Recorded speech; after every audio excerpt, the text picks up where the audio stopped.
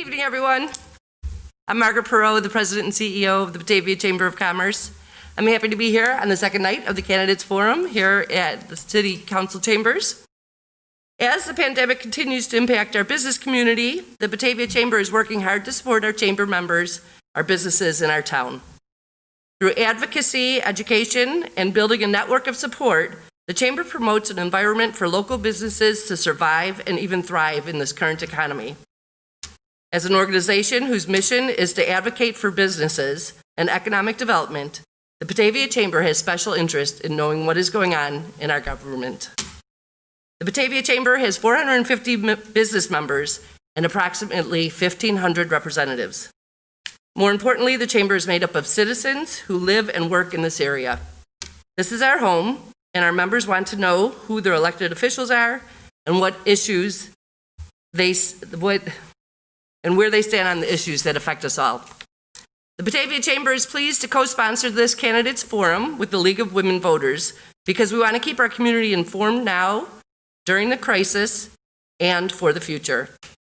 We all benefit from an open exchange of information and ideas. The Chamber is happy to help maximize this awareness. I want to thank all the candidates here tonight for participating. Thank you to BATV for live streaming, and thank you to everyone who is tuning in to this forum. I would like to express my gratitude to the League of Women Voters for arranging this event and partnering with the Batavia Chamber. Now I would like to introduce Patty Lockman, the Voter Service Chair of the League of Women Voters.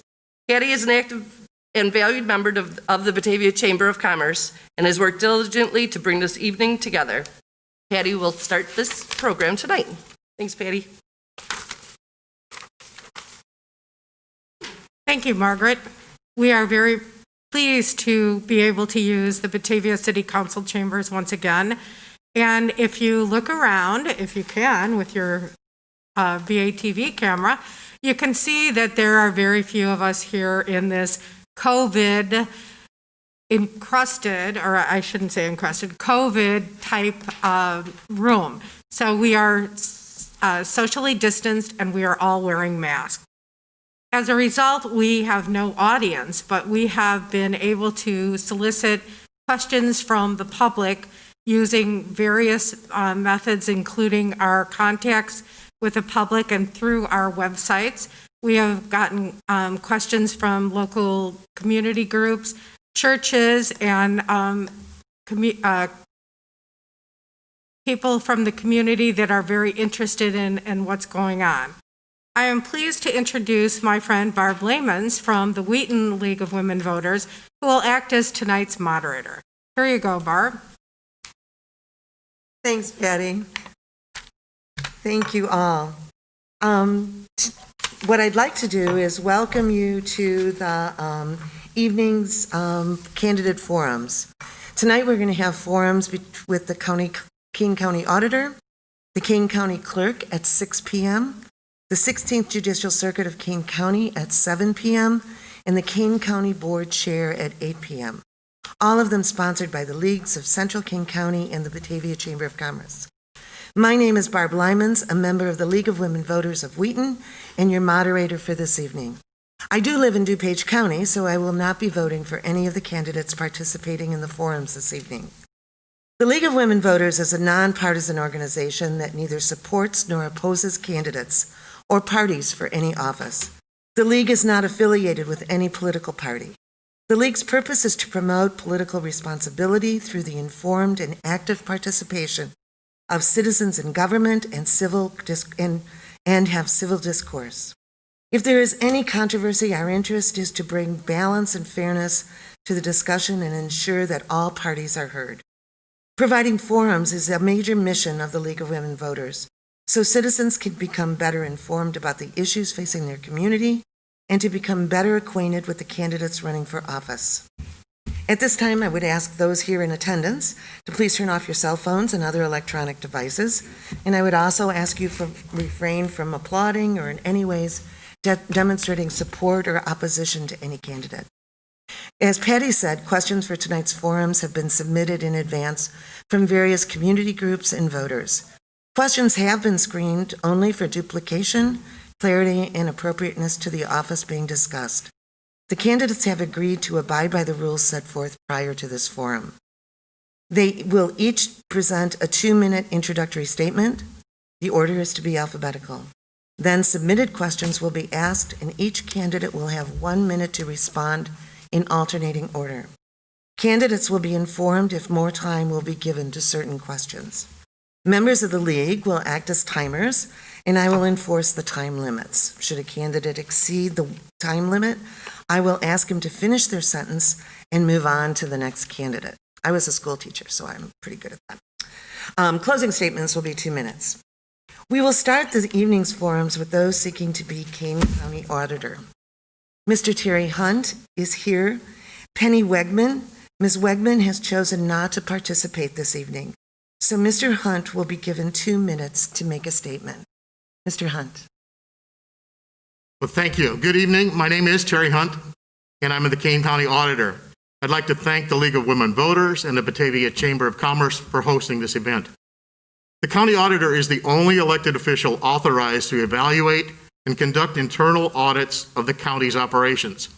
I earned my degree in accounting and have 45 years' experience in accounting and auditing, including the last 8 years as your county auditor. In addition, I have nearly 500 hours of CPE and training specific to governmental auditing. My internal audits have returned over $5 million to the county's general fund, and every one of my audit reports is published on the website. In my first campaign, I promised 100% transparency. I kept that promise, providing the public with complete transparency and easy access to the county's financial information. First, through Kane County Open Gov, and I recently upgraded to Kane County Open Finance, which displays financial information on a near real-time basis. Kane County was the first and remains the only county in Illinois to earn a perfect 100% transparency rating from the Illinois Policy Institute.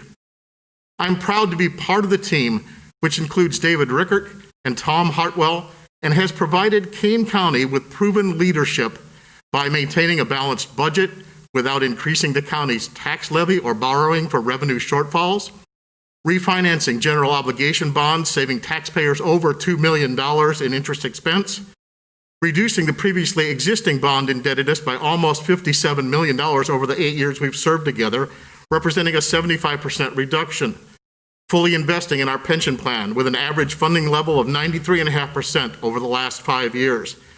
It's been my honor to serve the community for nearly 8 years as your county auditor, and although our team has accomplished much, we are facing new challenges which can only be met successfully with continued proven leadership. I am Terry Hunt, and I'm asking for your vote to serve again as your Kane County Auditor. Thank you. Thank you, Mr. Hunt. Now, we're going to take a short break, and please rejoin us at 6 p.m. for the forum between Kane County Circuit Clerk. Thank you. Good. Boy, you were right on time.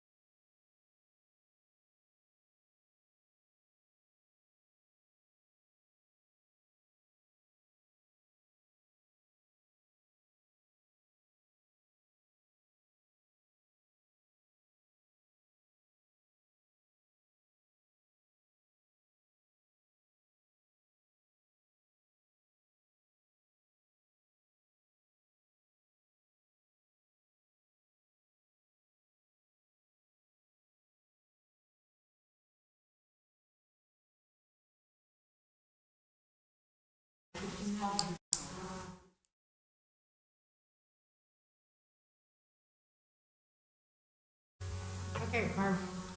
Hi, welcome to this evening's candidate forum for Kane County Circuit Clerk.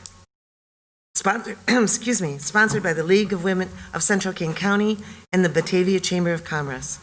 My name is Barb Lymans, a member of the League of Women Voters of Wheaton, and your moderator for this evening. I do live in DuPage County, so I will not be voting for any of the candidates participating in the forums this evening. The League of Women Voters is a nonpartisan organization that neither supports nor opposes candidates or parties for any office. The League is not affiliated with any political party. The League's purpose is to promote political responsibility through the informed and active participation of citizens in government and civic discourse. If there is a controversy, our interest is to bring balance and fairness to the discussion and ensure that all parties are heard. Providing forums is a major mission of the League of Women Voters, so citizens can become better informed about the issues facing their community and to become better acquainted with candidates running for office.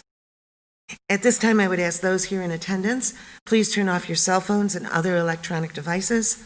I would also ask those in attendance to refrain from applauding or otherwise demonstrating support or opposition to a candidate. Questions for tonight's forums have been submitted in advance from various community groups and voters. Questions have been screened only for duplication, clarity, and appropriateness to the office being discussed. The candidates have agreed to abide by the rules set forth prior to this forum. They will each present a 2-minute introductory statement. The order is to start alphabetically. Then, submitted questions will be asked, and each candidate will have 1 minute to respond in alternating order. Candidates will be informed if more time will be given for certain questions. Members of the League will act as timers, and I will enforce the time limits. Should a candidate exceed the time limit, I will ask them to finish their sentence and move on to the next candidate. Closing statements will be 2 minutes. So tonight, right now, I would like to welcome Teresa Barrero and Tom Hartwell, candidates for Kane County Circuit Court Clerk. Ms. Barrero, would you like to give your opening statement? Thank you. Good evening, Kane County and League of Women Voters. I would like to thank the League of Women Voters for hosting this forum. My name is Teresa Barrero, and I am candidate for Kane County Circuit Clerk. For the past 8 years, I have been serving as a Kane County board member in District 2, which includes portions of Aurora and North Aurora. During this time, I have served on many committees and held leadership roles. I had the honor to serve as Foreclosure Task Force Chair, Development Committee Chair, Community Development Block Grant Committee Chair, Jobs Committee Co-Chair, Judicial and Public Safety and Finance Committees, and member of the Kane County Forest Preserve Executive Committee, and I serve as the Chair of Planning and Utilization Committee. Prior to that, I worked for a financial advisor, the City of Aurora, and Kane County. At the City of Aurora, I worked in the building permits, community development, and the City Clerk's office. At Kane County, I worked in the County Clerk's office. These experiences, as well as my time as a Kane County board member, have provided me with a solid foundation to serve as Circuit Clerk. I believe that the Circuit Clerk's office should be a nonpartisan position like school board and library districts. It should also be an appointed position, but since it is not, I hope to educate the public that this position has nothing to do with national politics. The Circuit Clerk provides a narrow scope of services to our residents. They are responsible for filing and archiving court paperwork and records, collection and court fees, scheduling court dates and staffing, coordinating jury duty, including hiring and training of staff. As your next Circuit Clerk, I will put people first. My goals are to implement a customer survey to see how the Circuit Clerk's office is doing, meet with judicial and legal representatives to identify areas for improvement. Ms. Barrero, I'll ask you to bring your comments to a close, please. Thank you. Mr. Hartwell, your opening statement. Thank you. Again, I also want to thank the League of Women Voters and the Batavia Chamber of Commerce for holding this forum. I'm running to serve. I want to use my talents, my knowledge, and my experience to make Kane County a better place. We all want safe neighborhoods, fairness, and justice. I am Tom Hartwell, and I am the circuit clerk. I have unique legal management experience, which is an asset as a circuit clerk. Over the last 7 years, I've used this experience to make services better at the clerk's office, provide services that have never been provided before, at the same time saving $7.5 million for the taxpayers. I remember when my life changed. I was a young attorney in my office in South Elgin, and a woman came to me, and she was crying because her son was in Cook County Jail. He became involved in gangs. And I felt helpless as she said, "What can you do for him?" And at that time, I realized what we had to do is we had to reach out to these young people before they got in trouble. And shortly thereafter, I hooked up with a young man by the name of Joel Perez Jr., who was a former gang member. He had a passion for young men who was in this difficulty. And I helped him form God's Gym, and I was the first chairman. God's Gym was an anti-gang program in Elgin and Aurora. In that first year, I helped him bring 30 young men into quitting the gang lifestyle. I've also been in many other service organizations like Rotary International, American Heart Association, and South Elgin's Lions Club. And it's this notion of service that I bring every day to work as your circuit clerk. Thank you. Thank you. Ms. Barrero, the first question is for you. What is the importance of the circuit clerk to residents of Kane County? The importance of the circuit clerk is they are the administrative arm to the 16th Judicial Court System. So circuit clerk office actually just maintains all the court records for the court system, and your tax dollars pays for it. We collect fees and court fines and traffic tickets. Anything that goes through the court system, that's what the circuit clerk's office does. They collaborate with legal and government partners. Thank you. Mr. Hartwell, the same question. What is the importance of the circuit clerk to residents of Keene County? Certainly. The circuit clerk's office is part of the judicial branch of government. It's not part of the legislative branch. It's not part of the executive branch, but it is strictly judicial. Legal experience is a necessity. As your circuit clerk, I'm responsible for over 100 employees. 23,000 court files go to court every single month. Through innovation and technology, we've saved the taxpayers millions of dollars, and we've made it more efficient by making this information more accessible. For example, there's 40 million documents in file, and many of those documents can be accessed online, at an attorney's office or at home. This convenience helps taxpayers have access to that information in a quick and easy way. And for attorneys, it is really good, it's advantageous because then it doesn't cost money and time for them to come to my office and see these documents. Thank you. Next question. If elected, Mr. Hartwell, you'll answer first this time. If elected, what is something you want to accomplish in the circuit clerk's office? And the second part of the question is, how long will it take to accomplish this? Well, we've brought about many new solutions in the office as it is. We've brought in a new case management system, which provides for great access to this information as well as allowing us to do our jobs quicker and better. We have now what's called e-file, which allows people to file remotely.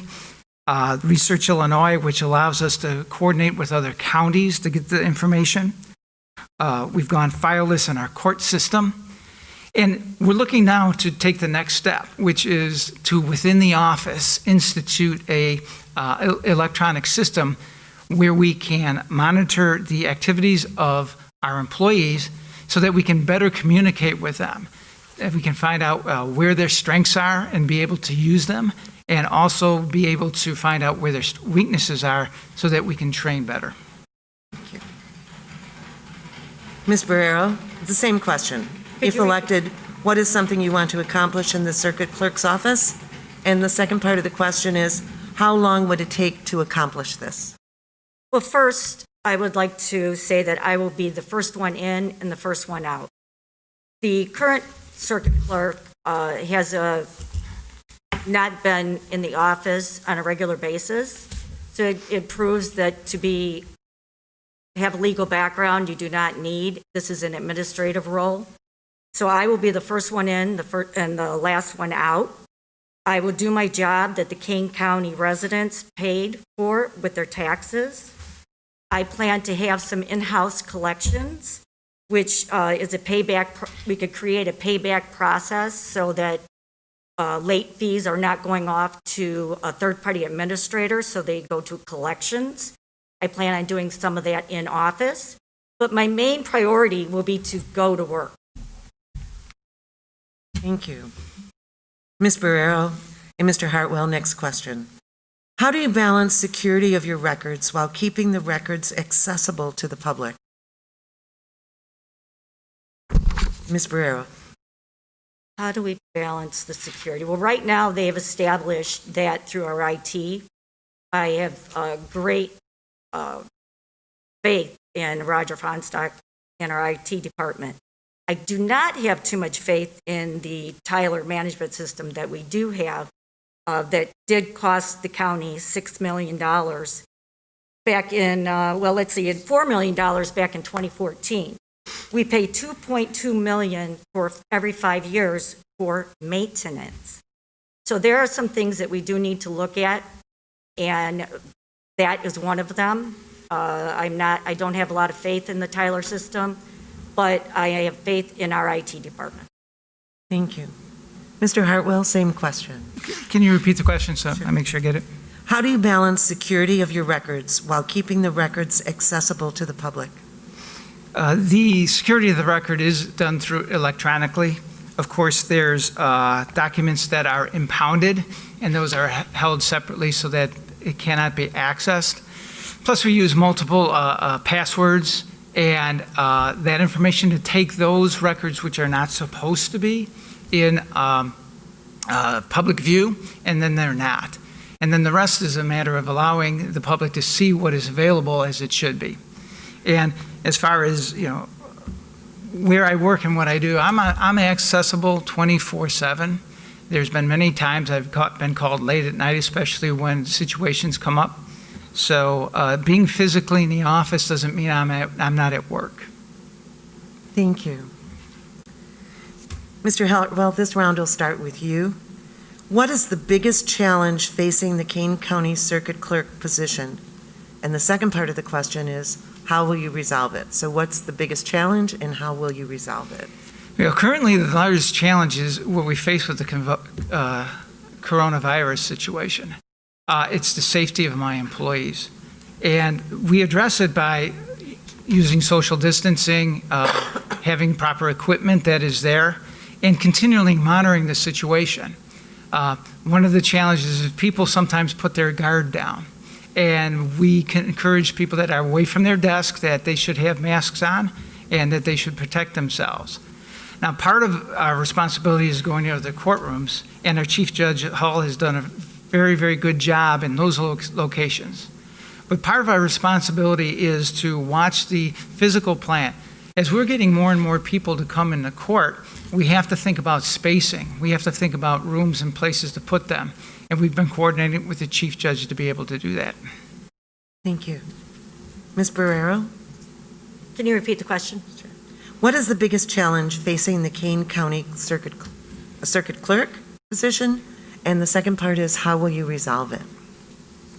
Well, currently, other than the pandemic, which we all are experiencing, currently the biggest challenge right now is the computer system. And we have put thousands of dollars into it, and we need to invest in an outside expertise to take a look at it and see where our failures are. If we could correct these issues with the system, it would be more work efficiently. It would create better service, and it would also help with the staff. Virtual courts is something that, going forward, I think we need to try and to continue, and we can create flex time with that so that we will decrease the amount of overtime expenditure. Thank you. Ms. Barrero, you'll start with this question. Why should voters care about the election of the circuit clerk position? Great question. I hear this all the time of campaigning, because it's your tax dollar, because you pay for a portion of it. The courts, other than the fees that also help, the court fees help pay for it also, but your tax dollars pays for it. We need to be transparent. We need to have Freedom of Information Act as a vehicle for the public. By having a Freedom of Information on the website, people can go on, see what if somebody else has already looked into something and maybe the answer is there, or possibly then mail something in. But we have to be more transparent, and we have to have online accessible services to the public. Thank you. Mr. Hartwell, why should voters care about the election of the circuit clerk position? Well, certainly, because justice is important and the court system is important.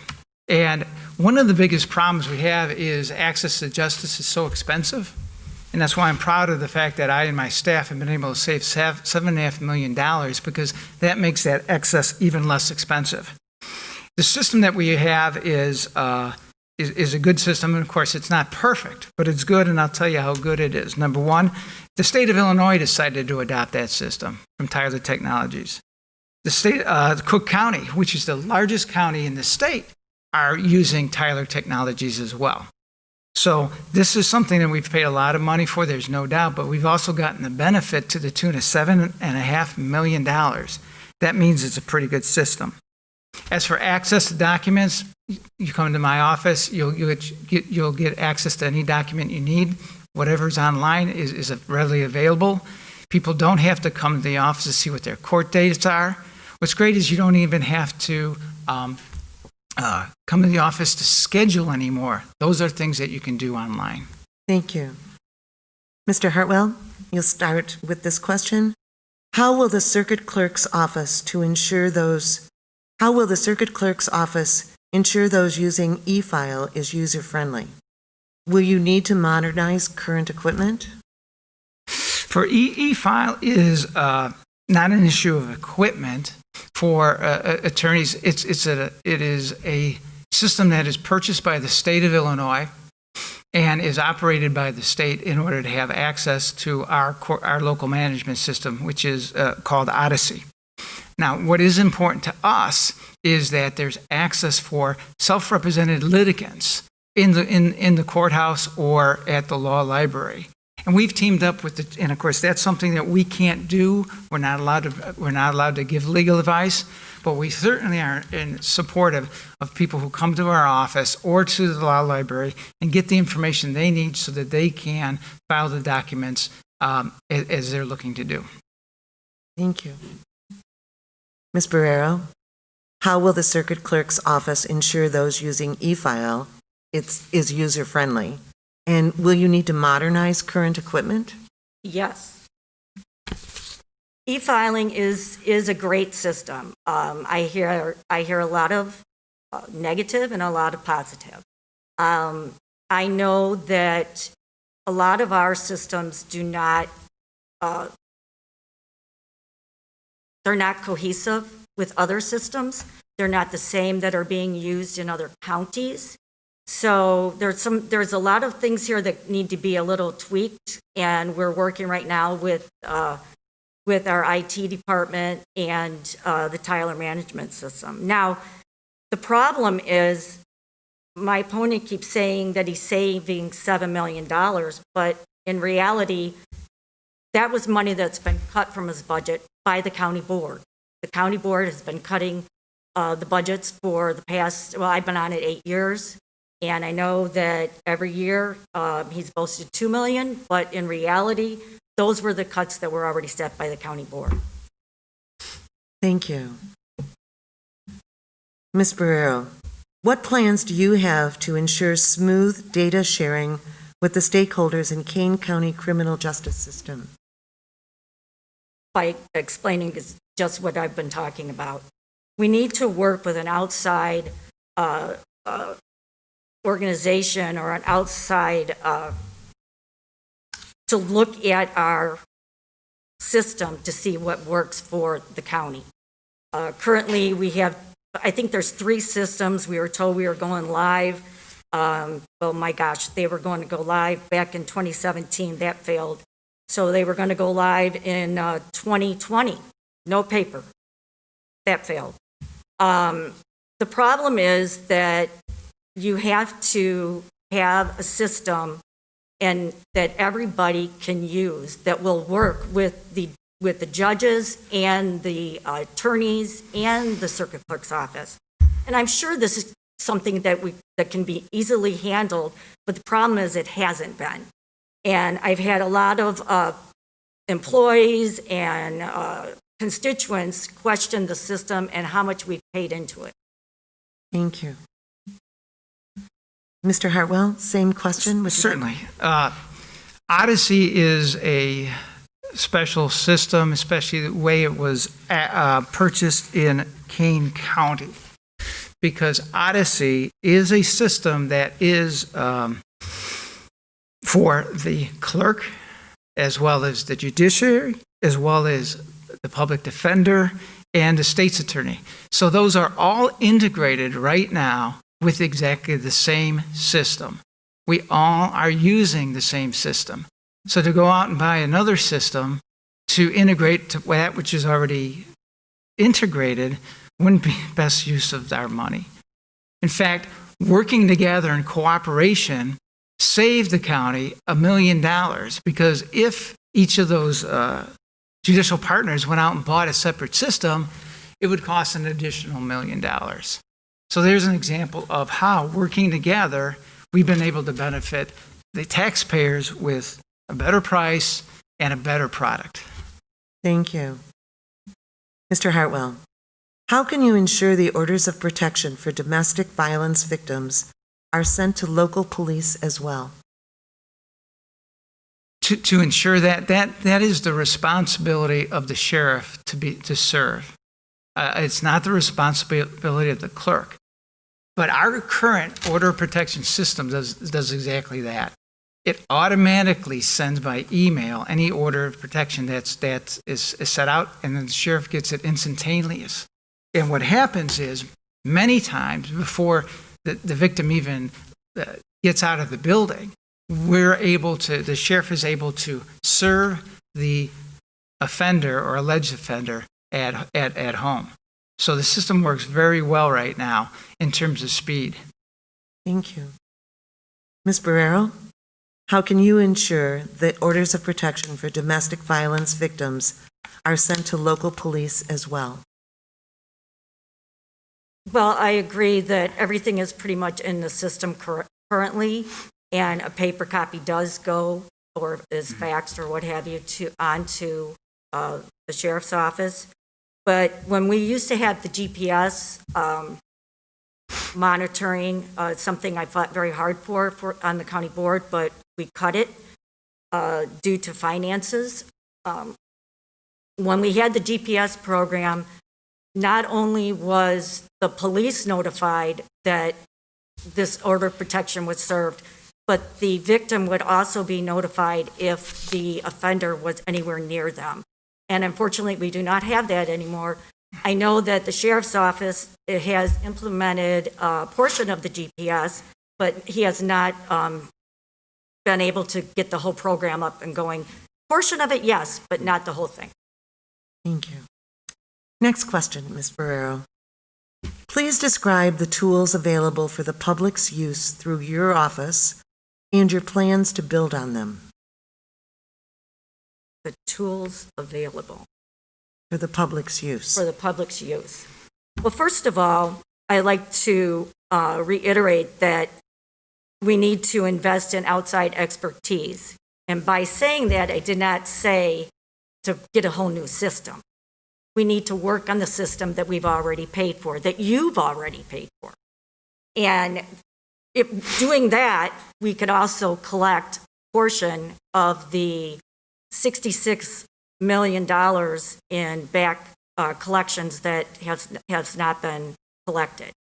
Now, these are things that we really need to work on. I know that the circuit clerk's office is currently working on that, but we still need, there's so much more to be done. And my ideas are to try and recoup some of that in office rather than having a third-party administrator, that we could actually set up some type of payment plan and get that money back sooner.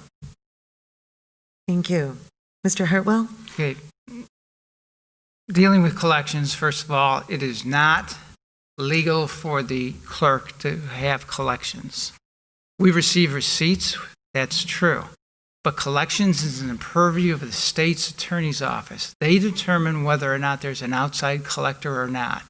They determine whether they want to do it in-house or not. The responsibility of the circuit clerk is just very simple. We're to give the data to whoever they decide to collect, and then they go ahead and collect. So I have no control over the collection process once I turn the data over. Now, in terms of tools for the public, what we have is we have terminals in the in our lobbies so that people can access and use them and as they see fit. What's better is, though, if someone's struggling, they can go to the law library and get help from various different people there. Likewise, they've got 3 or 4 different stations where they can access it. So we try to make it as easy as possible. We also try to train so that people can do these things at home after they've got experience in the courtroom. Excellent. Mr. Hartwell, next question. How do you see your role as a liaison to the public? How do I see my role as a Liaison. liaison to the public? Liaison. Yeah, every day it's very important. The circuit clerk touches people who've been involved in the courts. You know, of course, our number one clients or customers are the judges and the bar, but touching the people is very important. People who are in court are not having, it's not their best days. Either they find themselves in trouble or they find themselves where they have to sue somebody to collect money. And we're very compassionate about that. And one of the things that we train our employees to make sure is they treat people with compassion, that they be professional as they work with these people. If they're upset, you need to understand they're upset because being in the court system isn't the best thing to do. And those are focuses we do in terms of looking to the public as they come into our office. Thank you. Ms. Barrero? How do you see your role as liaison to the public? Well, the circuit clerk's office, when you have to pay a bill or not a bill, but a fine or a fee, it can be very, very, very emotional. And that is why I suggested some of the collection being done in-house, which I know and realize the state's attorney's office is the last word on that. But that's how you build relationships with other with other elected officials so that you can all cooperate and collaborate for the public. Another thing would be the Freedom of Information Act. We need to use that as a vehicle for the public. Becoming more transparent and becoming more efficient with staff's time. These are all things that the public is looking forward to through the circuit office. Thank you. Next question, Ms. Barrero. Please describe the manner in which you will demonstrate a commitment to transparency to your constituents. Well, I'm going to go back to the freedom of information. When a person files for freedom of information, you have so many days, I believe actually it's 14, I could be wrong on that, for someone to respond. And it seems to be more efficient if we put it all online. So then you can look up what somebody's already asked for and have an answer before we can even send it out. Do you understand what I'm saying? If we have a Freedom of Information Act online, then the public can take a look at it and we look more transparent. Mr. Hartwell? Yeah. Regarding FOIA, it's unlawful. We cannot accept a FOIA request because we're part of the judiciary. Bottom line, nothing more to do about that. However, if anyone wants information from my office, we gladly do it. It's not through a FOIA request. We tell them where they can find it online if it's that. If they need to have special reports done, we prepare that for them as well. If it's somebody who's fishing for information, we turn them down because that's not legal. We work with the chief judge to decide what information should go to the public in those cases. But any information in my office is readily available to the public. Mr. Hartwell, we'll begin with you. Except for impounded files, of course. Okay. Okay. Next question, Mr. Hartwell. What problems besides revenue shortfalls caused by COVID-19 have affected the circuit clerk's office? Well, one of the really important challenges we faced is working with employees who have immune deficiencies as well as children at home. So what we've done is we've gone through a program where we can, at any time, up to 60% of our staff can actually work from home. At this point in time, it's not that high because they don't need to. But if an employee, and many of them do, they have children who are school age right now and they have to teach them at home, they're working from home. Now, of course, we're supervising and making sure, but that's an opportunity that they have. Likewise, we have some people who have, like I said, immune deficiencies. They can work at home as well. So we've gone an extra mile to provide this extra protection for the employees. Thank you. Ms. Barrero? Can you repeat it? Sure. What problems besides revenue shortfalls caused by COVID-19 have affected the circuit clerk's office? Well, in the beginning, they were very short on PPE. I know employees had to go out and purchase their own, and that was a big struggle. I'm sure that's been fixed now, but with Flex, one thing that's good from COVID is they've been able to use flex time, which then they do not need as much overtime. It also helps the employees that can work from home because they do not have a babysitter or, of course, school is e-learning now, and virtual courts. Virtual courts have really assisted in those so they don't have to take a day off of work, and it also has helped the employees in their flex time. Thank you. Ms. Barrero, why should your position continue to be elected rather than appointed? Because it's a state statute that it is an elected position. Okay. Mr. Hartwell?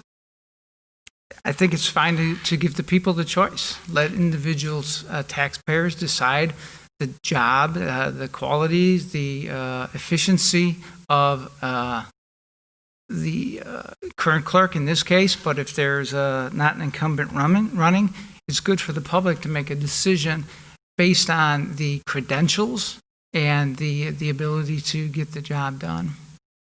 Thank you.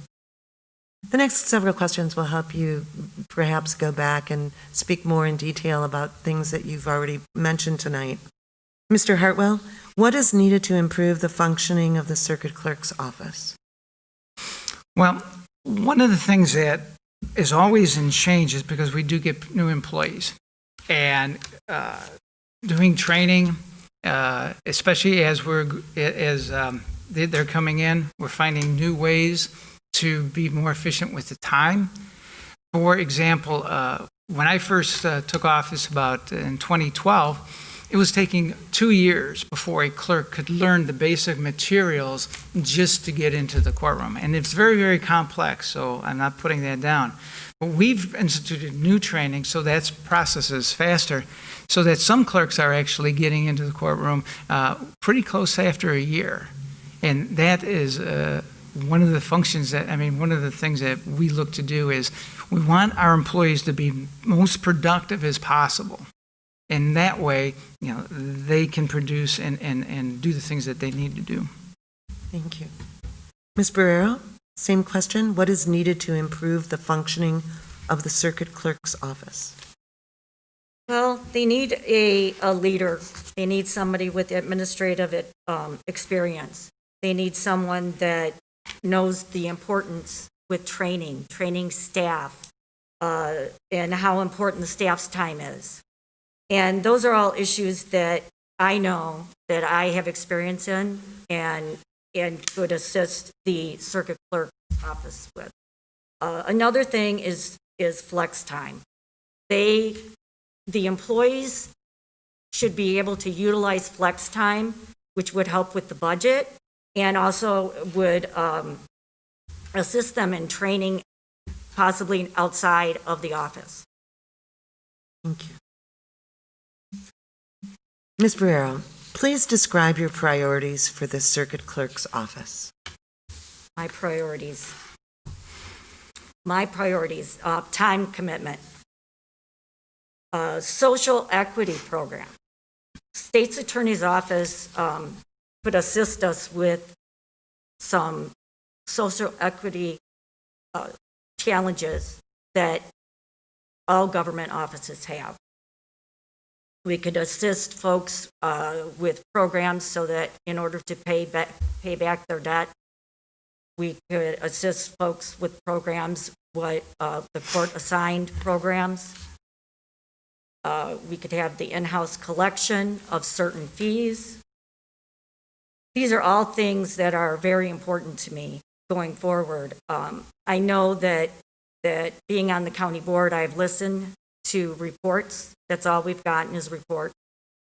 Transparency, huge transparency. It's very hard to find anything regarding the circuit clerk's office online, other than a few budgets. The budgets are in the finance department. But other than that, transparency is very difficult. Thank you.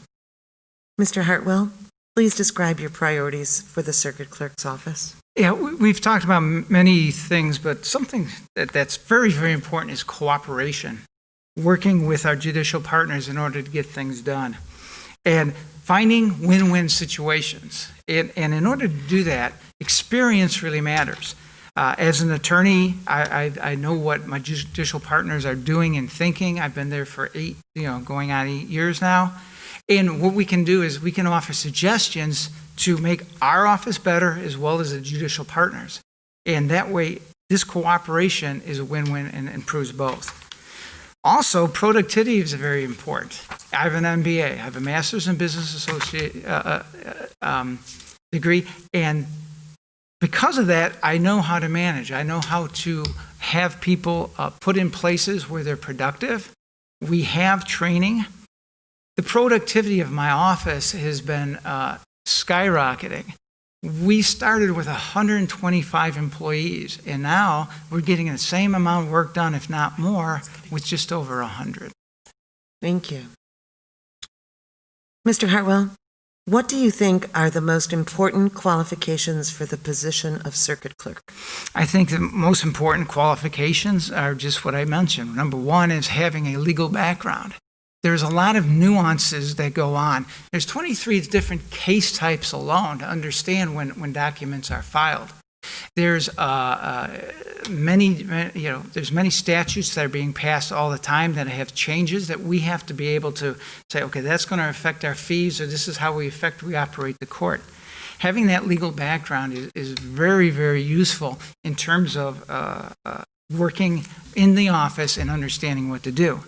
The other thing is a master's in business administration, because this is a large organization. It's over 100 people, $9 million in revenue, $7 million in expenses. That's $25,000 a day. You have to have controls. You have to understand how to account for that. You have to understand and watch the ebbs and flows and be able to adjust quickly to what's going on. You also have to be able to take advantage of deals with vendors. So those are the two things I think are important. Thank you. Ms. Barrero? Well, you do not need a legal background. You just need to be an administrator. You need to be able to go to work. You need to be able to answer a telephone. You need to be able to work with employees. The reason that the circuit clerk's office has done as well as it has is because of the employees. If they did not have good employees, the job wouldn't get done because there's no leader there. He doesn't really have to be there, though, because they are doing a great job. But you lead by example. You lead by showing up and showing your employees that you care about them, that you can do the job also. I could walk in there and pick up the phone and start working. You don't need an MBA for that. You don't need to be an attorney. You just need to know how to manage an office and how to work with people. Customer service. Thank you. This will be our last question. Ms. Barrero, you'll be first. Is there anything else you would like to say to an undecided voter? I would like to say that I have over 30 years' experience with the city of Aurora, Kane County. I worked for the county clerk's office, and I worked for a financial advisor. I've been on the county board 8 years. I'm familiar with budgets. I prepared them. I maintained them, and I presented them. So I think, and I feel, and I know that I can do a great job with this. I've watched this office deteriorate for 8 years. I've watched promises be made and not be kept. I wouldn't be sitting here if I didn't sit through judicial and public safety meetings and listen to reports and drop my jaw. I feel that I can do better, and I know I can do better. Mr. Hartwell. Yeah. For the last 8 years, every month I give my report. Hardly a comment. And that's the reason is we're clerks.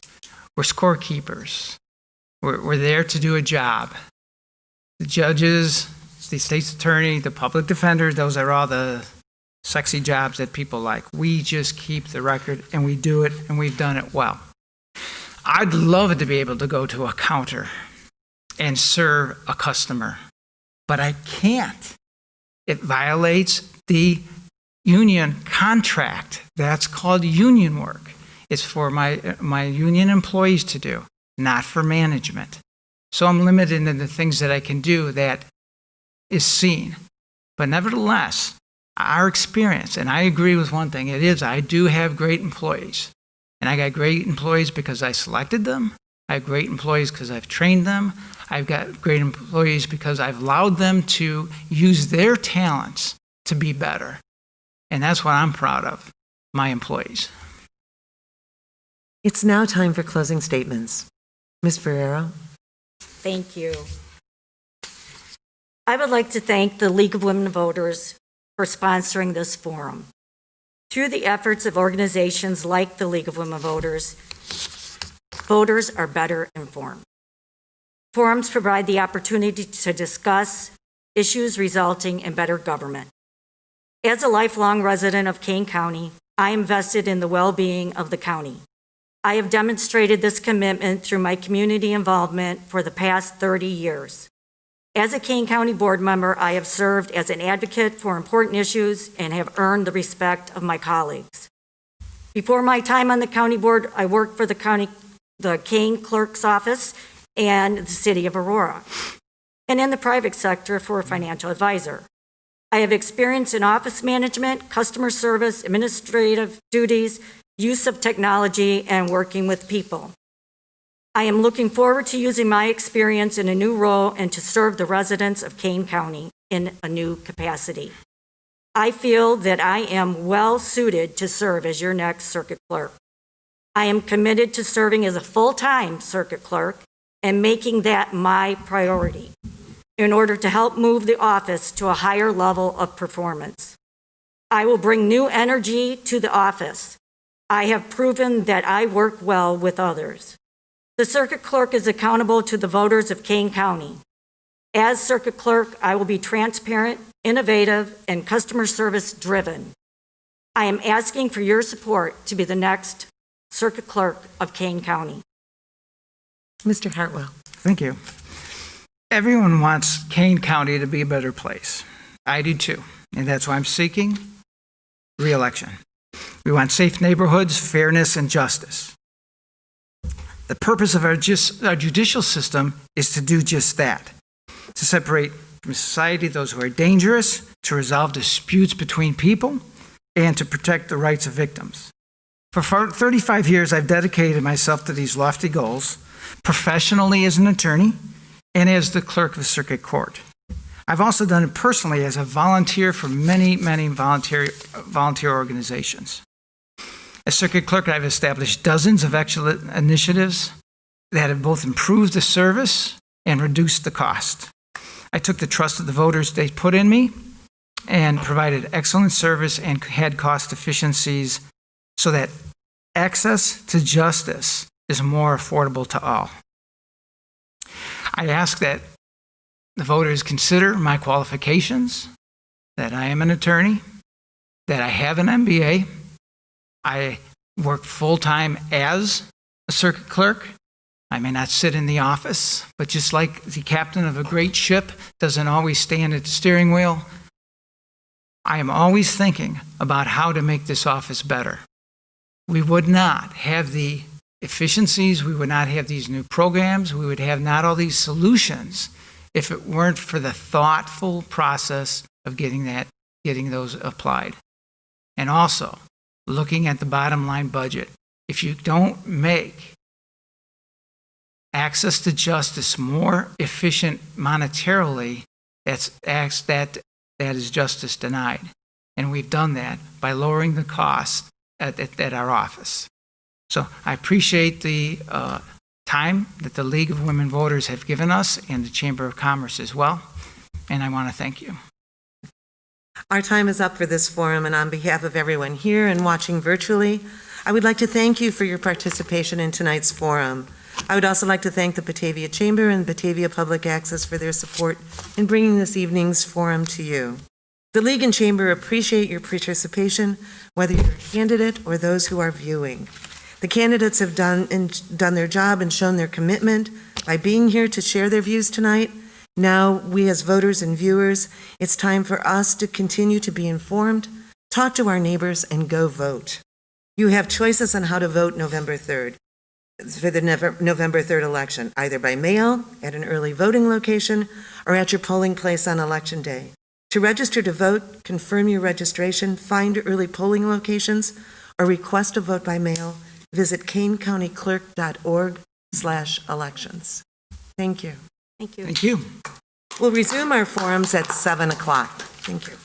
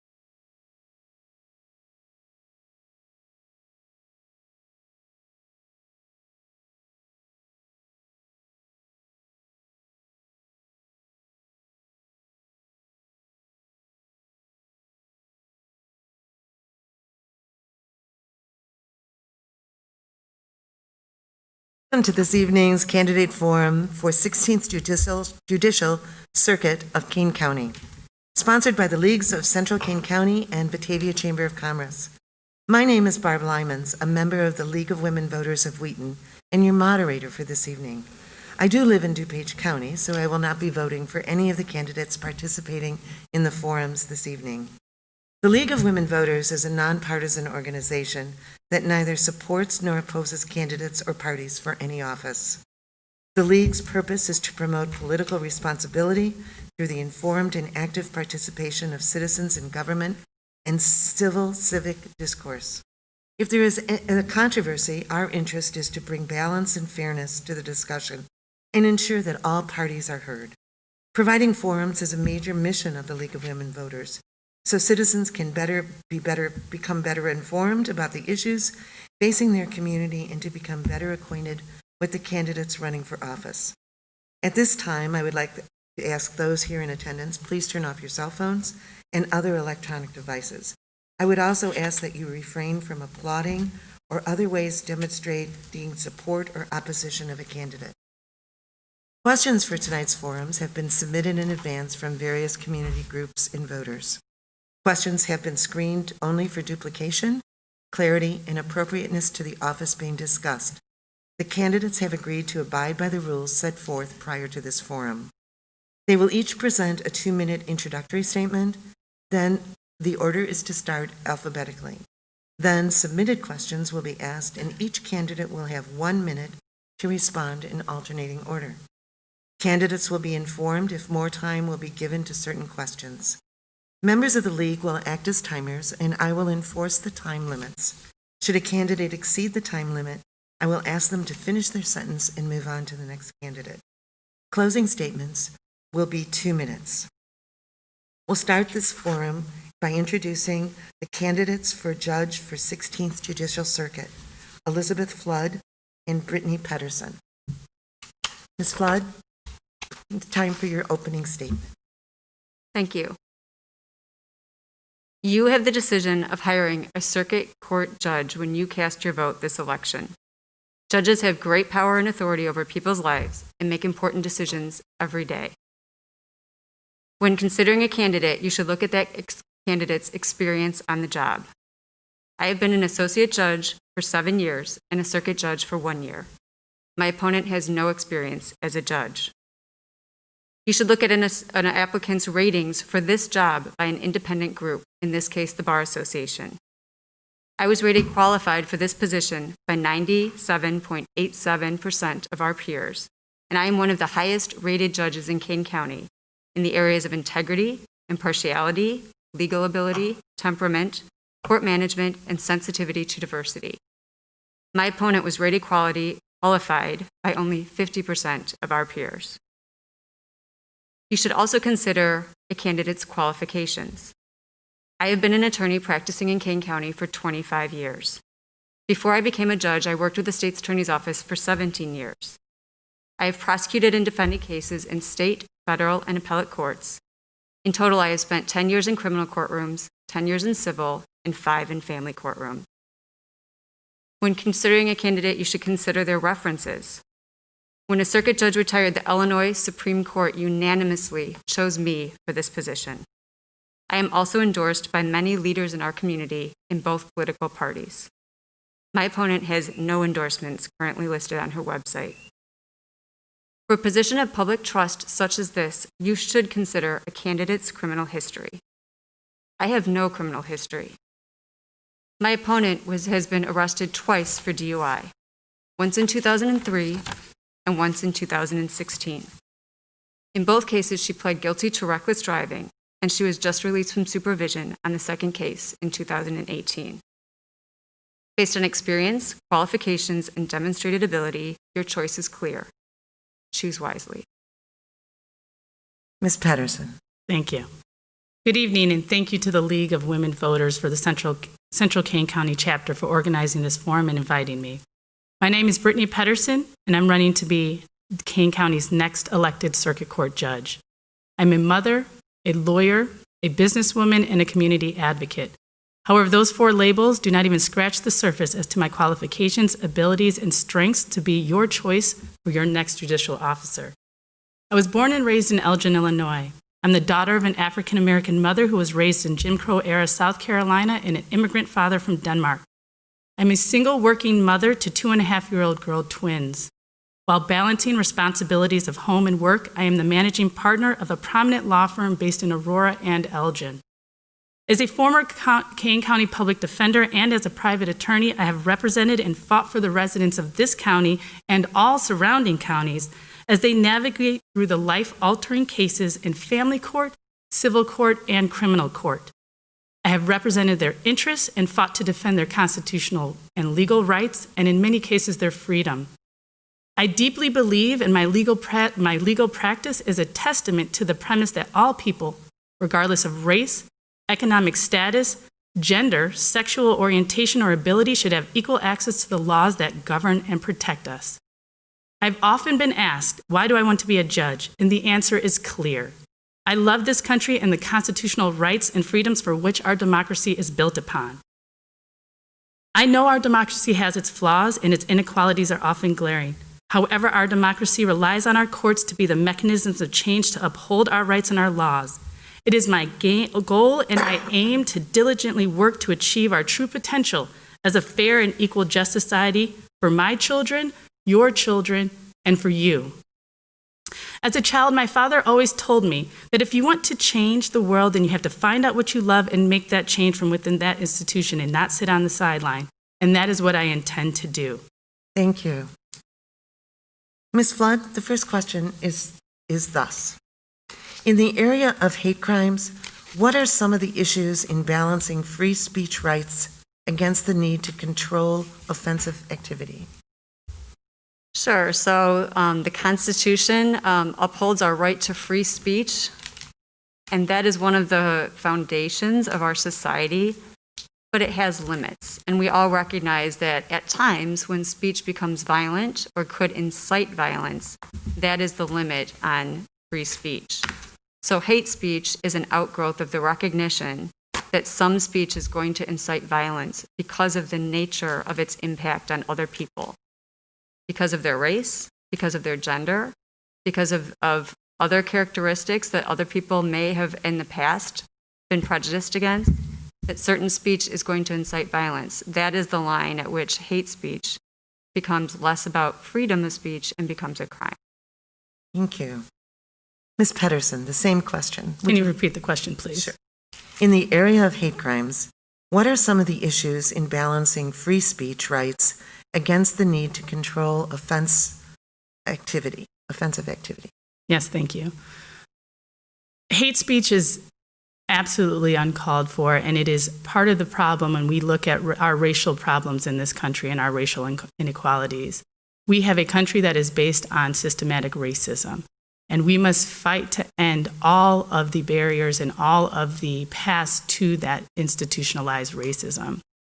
Prosecuting against hate speech, speech that insinuates violence, speech that hurts others, and it is no point to it as far as our freedoms and our liberties to be able to speak, needs to be silenced. It needs to be prosecuted.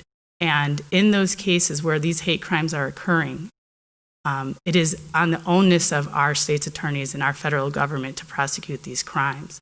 It is a fine balance, and the law is clear about what the balance is here, but it is a fine balance on protecting our constitutional rights, but also protecting the people who have been disenfranchised in our society because of things like hate speech and hate crime.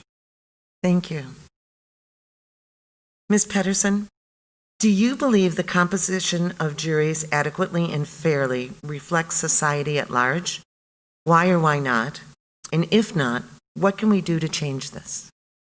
It does not. I am a trial attorney. I have jury trials multiple times a year.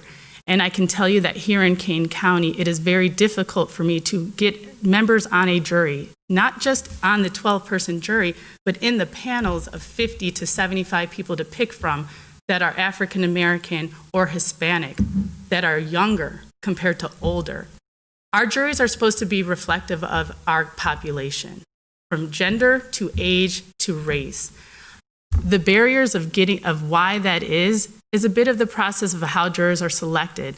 It's also because we do not, as a society, let our citizens know that being a juror is one of our biggest civic duties, and that when selected for juries, we need to show up to them as they have to sit in judgment of the accused. There does need to be changes in how we get those jurors onto our panels, because as I said, they aren't even reflected oftentimes in the panels to choose from. Thank you. Ms. Flood? Would you like me to repeat the question? No, thank you. I think our juries, when they are chosen in the courtroom, they're chosen to try to be fair to each particular case that is being heard in that courtroom on that particular day. So from courtroom to courtroom, you may not have full diversity. But when you look at the array of jurors that are called to the courthouse every day, because of our voter registration laws, they do represent a large swath of our community. Jury duty, though, is still a burden on people. They have to give up their lives. Many people have childcare. They may miss their work.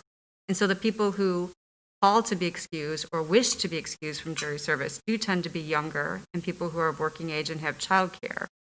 I'm not sure how to solve that problem, but I think as long as we're sending people jury notices and bringing them into the courtroom and then letting the system do its work, that we are doing a good job of trying to be representative in our courthouse. Thank you. Next question. We'll begin with you, Ms. Flood. What criteria would you use for deciding whether to impose or affirm sentences outside of the standard ranges? Sure. So there aren't necessarily standard ranges in Illinois. We do have sentencing ranges that are authorized. I'm not allowed to impose a sentence that is not authorized. But I often go out and give presentations to community members, and we talk about the fact that, say, for an aggravated DUI case, there's a sentence anywhere from probation up until extended term. When are you going to give a sentence of probation versus extended term? I gave that an aggravated DUI is when someone may be seriously injured or die. You can imagine somebody who has no criminal history, who just had a tragic life event, who's never had anything happen and has a horrible accident based on a split-second decision, versus someone who has had repeated offenses, has gone out after being warned several times and been through the system, and that person ends up being in an accident. So you consider life experience, you consider all the statutory aggravating and mitigating factors, criminal history, and any other factor that is presented to you as a judge when I'm making sentencing decisions. Thank you. Ms. Pedersen. Thank you. Again, in most cases, in most criminal cases, there's a wide range of allowable sentences that a judge can sentence a defendant to. Only some where there is absolutely incarceration is the minimum sentence.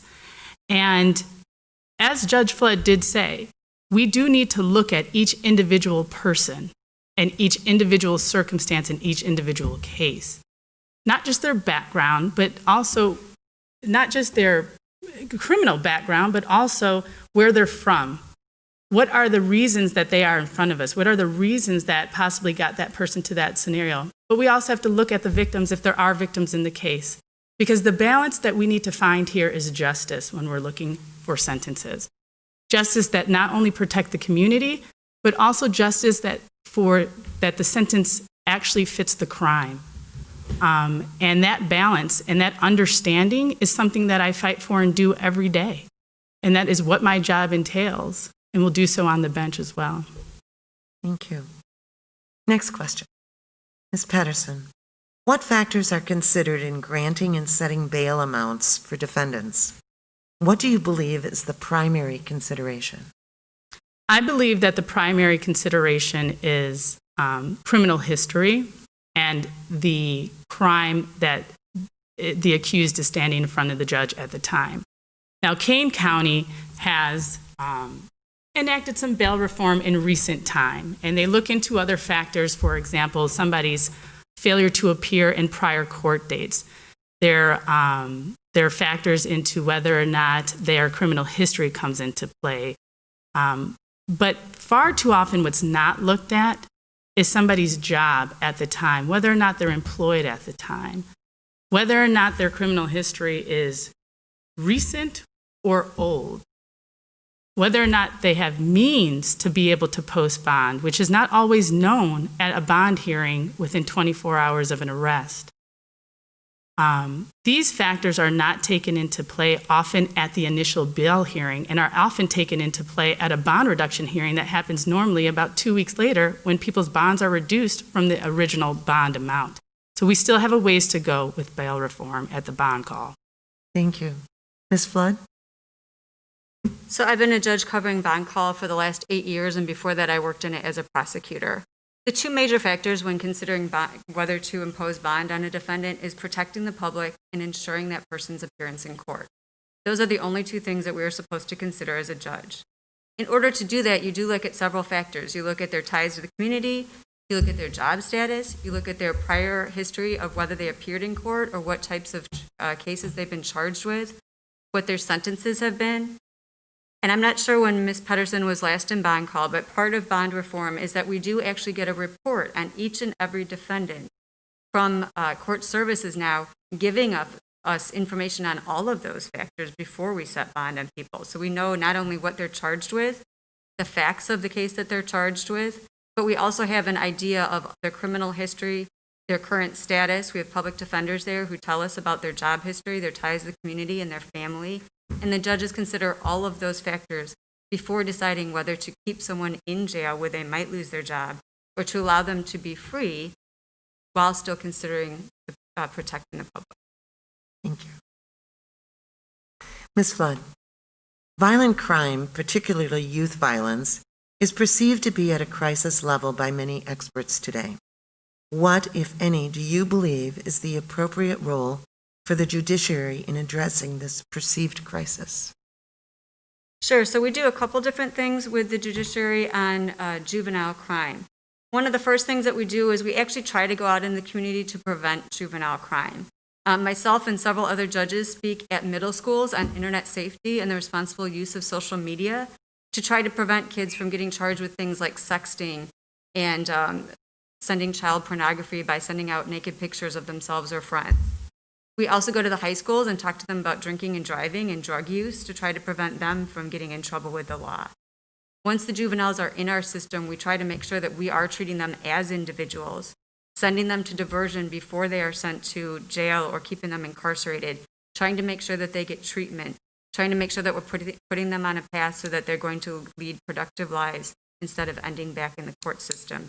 And we have judges that are trained to watch these cases, to know what services are available, and to try to treat these kids as individuals in the system. Ms. Pedersen? Thank you. Juvenile justice reform has come a long way. And currently, as we sit here today, juvenile justice is very much so about rehabilitation and addressing the issues that a juvenile is when and if they get into the courts. Kane County has done a very good job of deferring children before they have a petition for adjudication filed against them to get services or other sort of means instead of having to have them in the system. I was a public defender assigned to the Kane County, to the juvenile department for a period of time while I was there, and the numbers of clients that I had then are much, much higher than they are right now. As far as for the judiciary, it is still, that is a courtroom that is about rehabilitation. And judges have to take the time to get to know each and every one of those children, especially the children that are sitting in our juvenile jail in Kane County here, and know the circumstances as to why they're there, and work with the collaborative groups in the community, court services, and their family. Because these juveniles themselves don't need their help, their entire family usually needs the help of the court to address the issues that brought that child into the court system. Thank you. Ms. Pedersen, what injustices have you witnessed in or outside the courtroom, and what was your response to those events? As an African American and as a woman, there's been often times where I've walked into a courtroom where I'm not well known, and I have been told by courtroom staff to sit down in the gallery with the other defendants or the other people in the case, that even though I have walked in in a suit, and I have walked in prepared with court files to sit with everyone else. An assumption has been made that I am not an attorney. I have faced that. And when I talk about access and comfort level in the court system, as a woman and a minority attorney where there's very few minority attorneys, I know what it's like, even for, if it's like that for me, it must be as discerning for some of these individuals who come into the courtroom and don't know how to handle themselves. We have to make sure that our courtrooms feel accessible and safe to all as they seek the protections of the laws that govern us. Ms. Flood, same question. Probably some of the worst injustices I saw during my career as an attorney were cases of child abuse, which I worked on for 2 years at the Kane County Child Advocacy Center. Our court system is still very difficult because you have to prove cases beyond a reasonable doubt. And as a prosecutor, I quickly learned that when you only have a child as a witness who has suffered a terrible injustice of sexual assault and something that's very difficult to talk about, it is a very difficult case to prove. So I saw many cases of injustice in the Kane County Child Advocacy Center, and I learned that you have to do the best you can with each and every case to bring justice for that victim in that situation. As a judge, I am lucky because I have authority over the courtroom, so I can figure out what I believe justice is. In my courtroom, probably the only time I felt like I saw injustice was I did see in traffic court one sheriff's deputy that I felt was racially profiling, just brought in tickets all the time for people late at night on subjective tickets. It seemed like they were all people of color, and I did call his supervisor and reported that. Thank you. Ms. Flood, please describe one instance in which you faced an ethical dilemma and how you resolved it. Sure. So when first starting as a judge, I was a prosecutor before I was a judge. As a prosecutor, I obviously felt very strongly about prosecuting cases of child abuse. As a judge, I had a case come before me. The prosecutor, it was a case of statutory rape. So it was a 19-year-old charged with having sex with a 15-year-old. When the state had rested their case, they had not put in any testimony or evidence about the age of the victim or whether the defendant knew the age of the victim. That was a very hard case because I had to dismiss that case out because as a judge, I am required to follow the law and to hold the state to their burden of proof. Even though I felt that I disagreed with the decision, that is my job as a judge. So that was a decision that felt like an ethical dilemma to me. But when I thought about what my role really is, which is to follow the law, not to make the law, it became more clear. Ms. Pedersen, Yes. same question. I was once in a situation where I'd seen a colleague grossly unprepared for trial.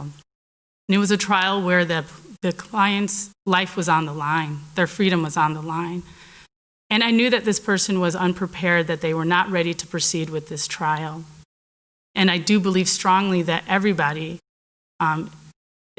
should be afforded quality and good representation. And I was faced with the decision to say something, and who do I say it to?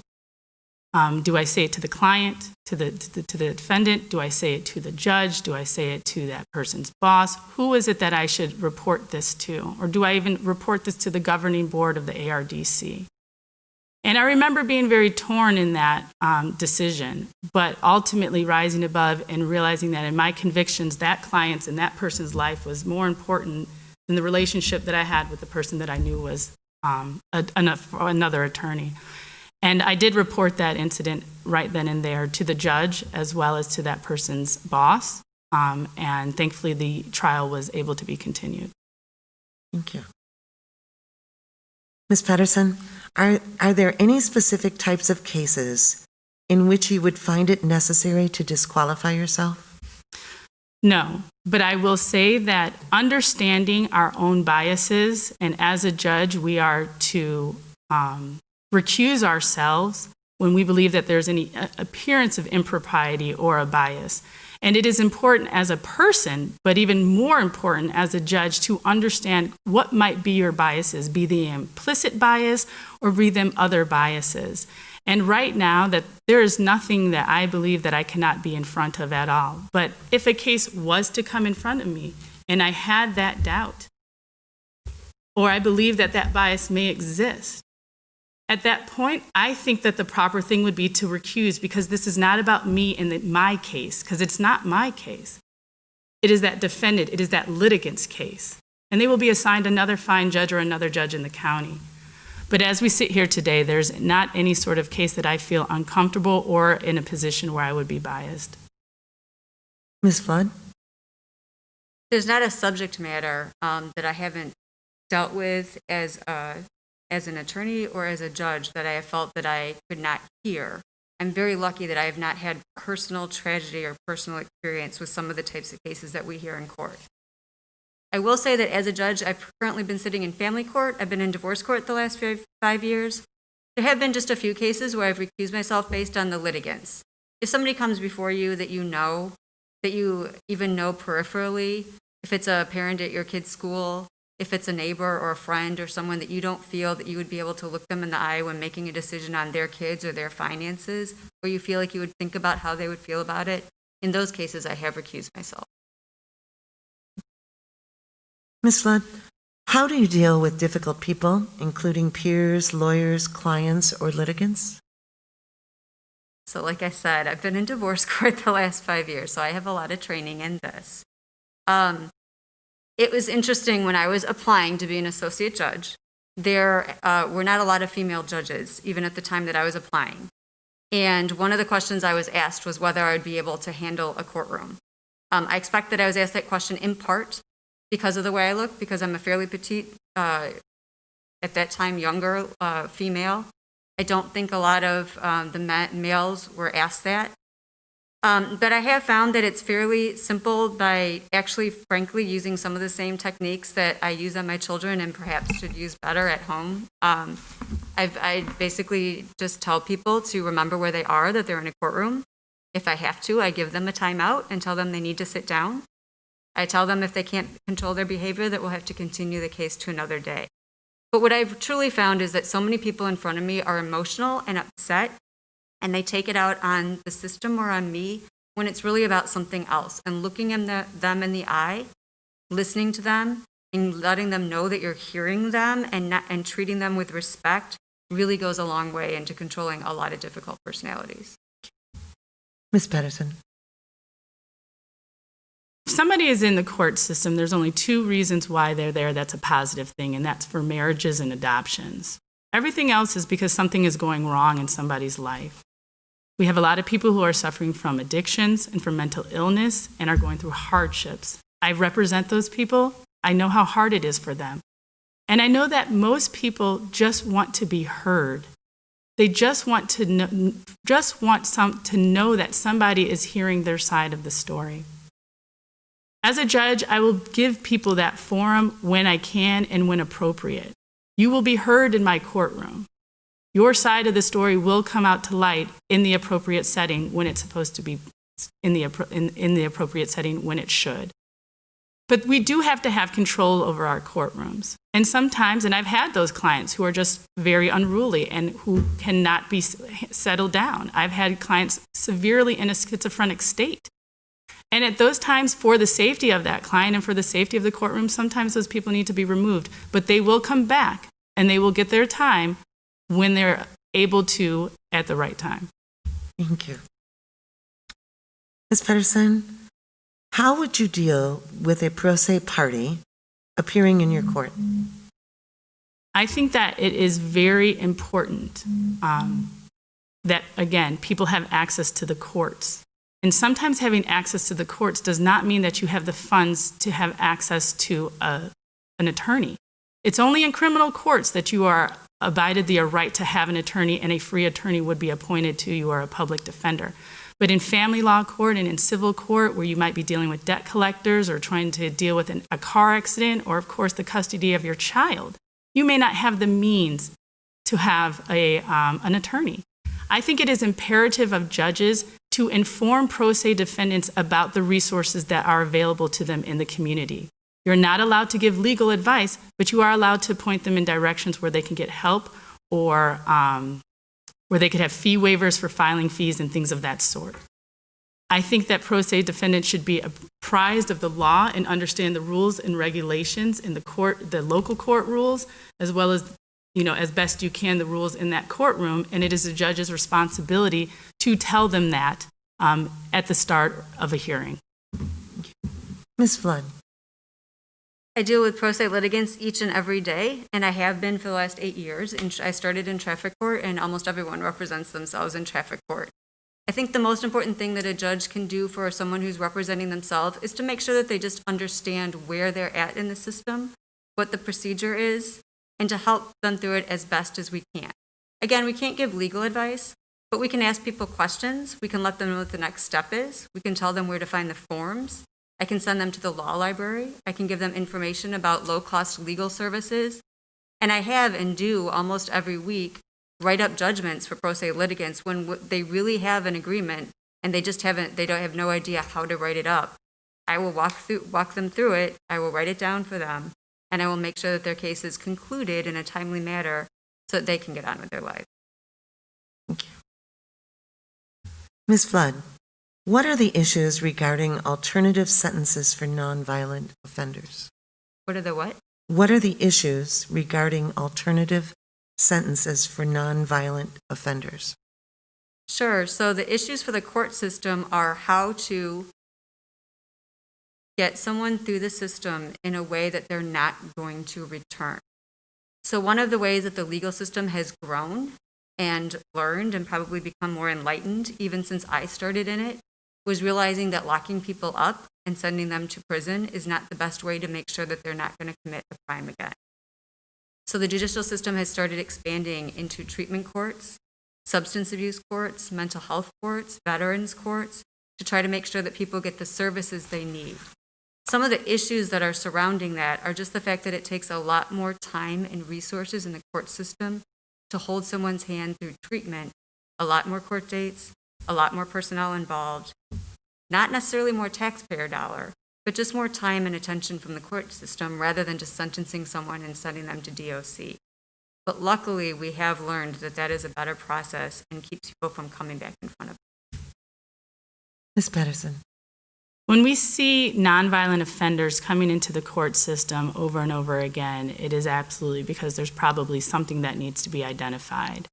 And figuring that out is difficult. We have a Kane County Diagnostic Center that is available to us where we can order evaluations to be done on people to try to get to the root issue of what is wrong so that we can possibly get them into the treatment centers or into the treatment courts, the treatment centers, or the individual counseling, or whatever is needed to address the issue at hand. But this is difficult. This is, again, difficult to do, and it's difficult to have people do. And that's what the issues really become, is how do we deal with these people that would have to go through many, many steps to get to either into a treatment court or to successfully complete an intensive probation. People who are removed from transportation, people who are removed from having the funds, when we do order court-ordered treatment or we do order drug alcohol treatment to be done in the community to pay for it. Basically, cost and accessibility are the two biggest issues. Thank you. Ms. Pedersen, do you think the court system is working, or do you believe the civil or criminal justice system is breaking down? As I started with saying, I believe that our court system is imperative and detrimental to our democracy. It is flawed, and it always has work to do. It is a system that's based on humans, and humans are flawed. And because of that, our system is flawed. But there can be work to be done that can create diversity into the system, that can create accessibility into the system, and greater understanding into the judicial system. But we have to have members in our courts who reflect our community and reflect the values of our society, and not just members in our courts who come from the same line of individuals, the same value system of the individuals that have been there for the last 20 and 30 years, but in order to actually work together and have balance in our court system, we need balance for the officers in our court system. Ms. Flood? I think I 100% disagree. Our judicial system is in our third branch of government. It's separate and independent from the other two branches. I have seen throughout my entire career, and I see when I go to work every day, hardworking, dedicated, smart people who work every single day to serve justice on behalf of the people in front of them. The court system does not promote any particular political view. The people are in the court system to be fair and impartial and just. And the fact that it is a human system is one of the greatest benefits, because human beings pay attention to the human beings in front of them and are able to treat them as individuals. So even though our system of laws and decisions grows, it is based on rational thought. It is based on the collective minds of decades and generations of people studying the law and writing our laws. It works because of people who are willing to study that, translate it, and apply it to the individual human beings in front of them every day. Okay. Ms. Flood, please describe your most difficult case. So as an attorney, my most difficult cases were the child abuse cases that I discussed earlier. As a judge, I think my most difficult cases have been some of the divorce cases that I've been involved in for the same reason. Every time you're deciding how someone will spend time with their children, whether you're going to restrict parenting time because of drug or alcohol use or mental health, how you're going to allocate someone's finances, going line by line through credit card statements, trying to figure out where the money is going. Those are some of my most difficult cases. The ones that I bring home with me, the ones that I think about when I'm running on the running path or swimming laps, are the ones where I'm dealing with kids who are in crisis. I have 400 cases at a time in divorce court. I've had thousands of cases, but the ones in which there's a child in crisis where the system is doing its best to try to help the parents, those are the most difficult cases. Ms. Pedersen, what is your most difficult case? The most difficult cases are the cases where I truly believe that my client is innocent, where I know that that's not my judgment and it's the judgment of a judge or jury, and where that client is then found guilty, because that does happen. Those cases are very difficult, and the burden when you have cases like that as a defense attorney is a heavy one, and the fight is a hard one. The other most difficult cases I have are when we have cases that have mandatory minimum incarceration periods for nonviolent offenses and non-gun offenses. Cases where, for example, driving on a license revoked on a third or fourth, fifth offense, and a person has to serve 6 months in jail because they've been trying to get to and from work to feed their family and their children. Knowing that my hands are tied, and they will be also tied as a judge because the legislature has decided that those are mandatory minimums, those are some of the hardest cases. Ms. Pedersen, what are the major influences in your life and why? My parents are one of the major influences in my life. They have instilled in me to serve my community, and they've instilled in me to be the best that I can be. They've come from very far, humble roots, both of them, and have achieved amazing feats in the odds of great adversity. My new children are now my motivating factor. I am raising them here in Kane County, the same county that I was born and raised in. And I'm excited and I'm proud to do that. But I want to raise them in a county and in a country and in a society where they are not going to be judged based on the color of their skin or their gender, which I am fearful of, as it still does exist. I want them to know that there are positions for them on the circuit court bench, in the state's attorney's office, and in other places where right now we don't see many, if any, Black women. Ms. Flood, what are the major influences in your life and why? Sure. I will also say my parents were huge influences on my lives. I had a dad who was an accountant, and he was very exacting, and he taught us in many ways, do what you say and say what you do. He was the dad that would ask us, when are you going to be home tonight, instead of giving us a curfew. But if we didn't get home, and we did not have free reign, but if we didn't get home when we said, then there was consequences to follow. My parents taught me that I was no better or worse than anyone else in the world, which I think was a valuable lesson to learn. My parents taught me about hard work as a teacher and as an accountant. I put myself through law school. I've worked every single day since I was 16. And I am no stranger to hard work when I watch them go through their lives. My mom taught me a sense of community service, and that as a woman, I could do anything. As I said, when I was coming up through the system, some of my other mentors were the other female judges, of which there have only been 4 other female circuit judges. I know all of them. They are now colleagues of mine, which I am proud to say, and they've all been a great influence and example in my life. Will be the last question. Ms. Flood, what were the most important cases you had as a lawyer, and why did you take the position you did in those cases? So I think that this goes back to why I became a lawyer in the first place. I became a lawyer in the first place in order to serve the public. When I was in law school, I didn't go in order to try to be a private attorney and make money. I knew that what influenced me and what motivated me was going out and helping other people. With that, you could choose which type of public service to work, and I chose the prosecutor's office.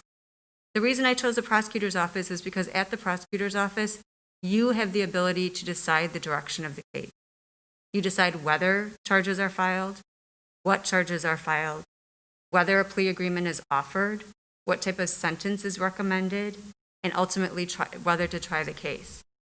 I liked the fact that at the state's attorney's office, I was always given freedom to use my discretion and determine what I felt was the right result for a case.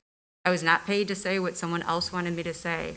I could determine what I thought was best for our community.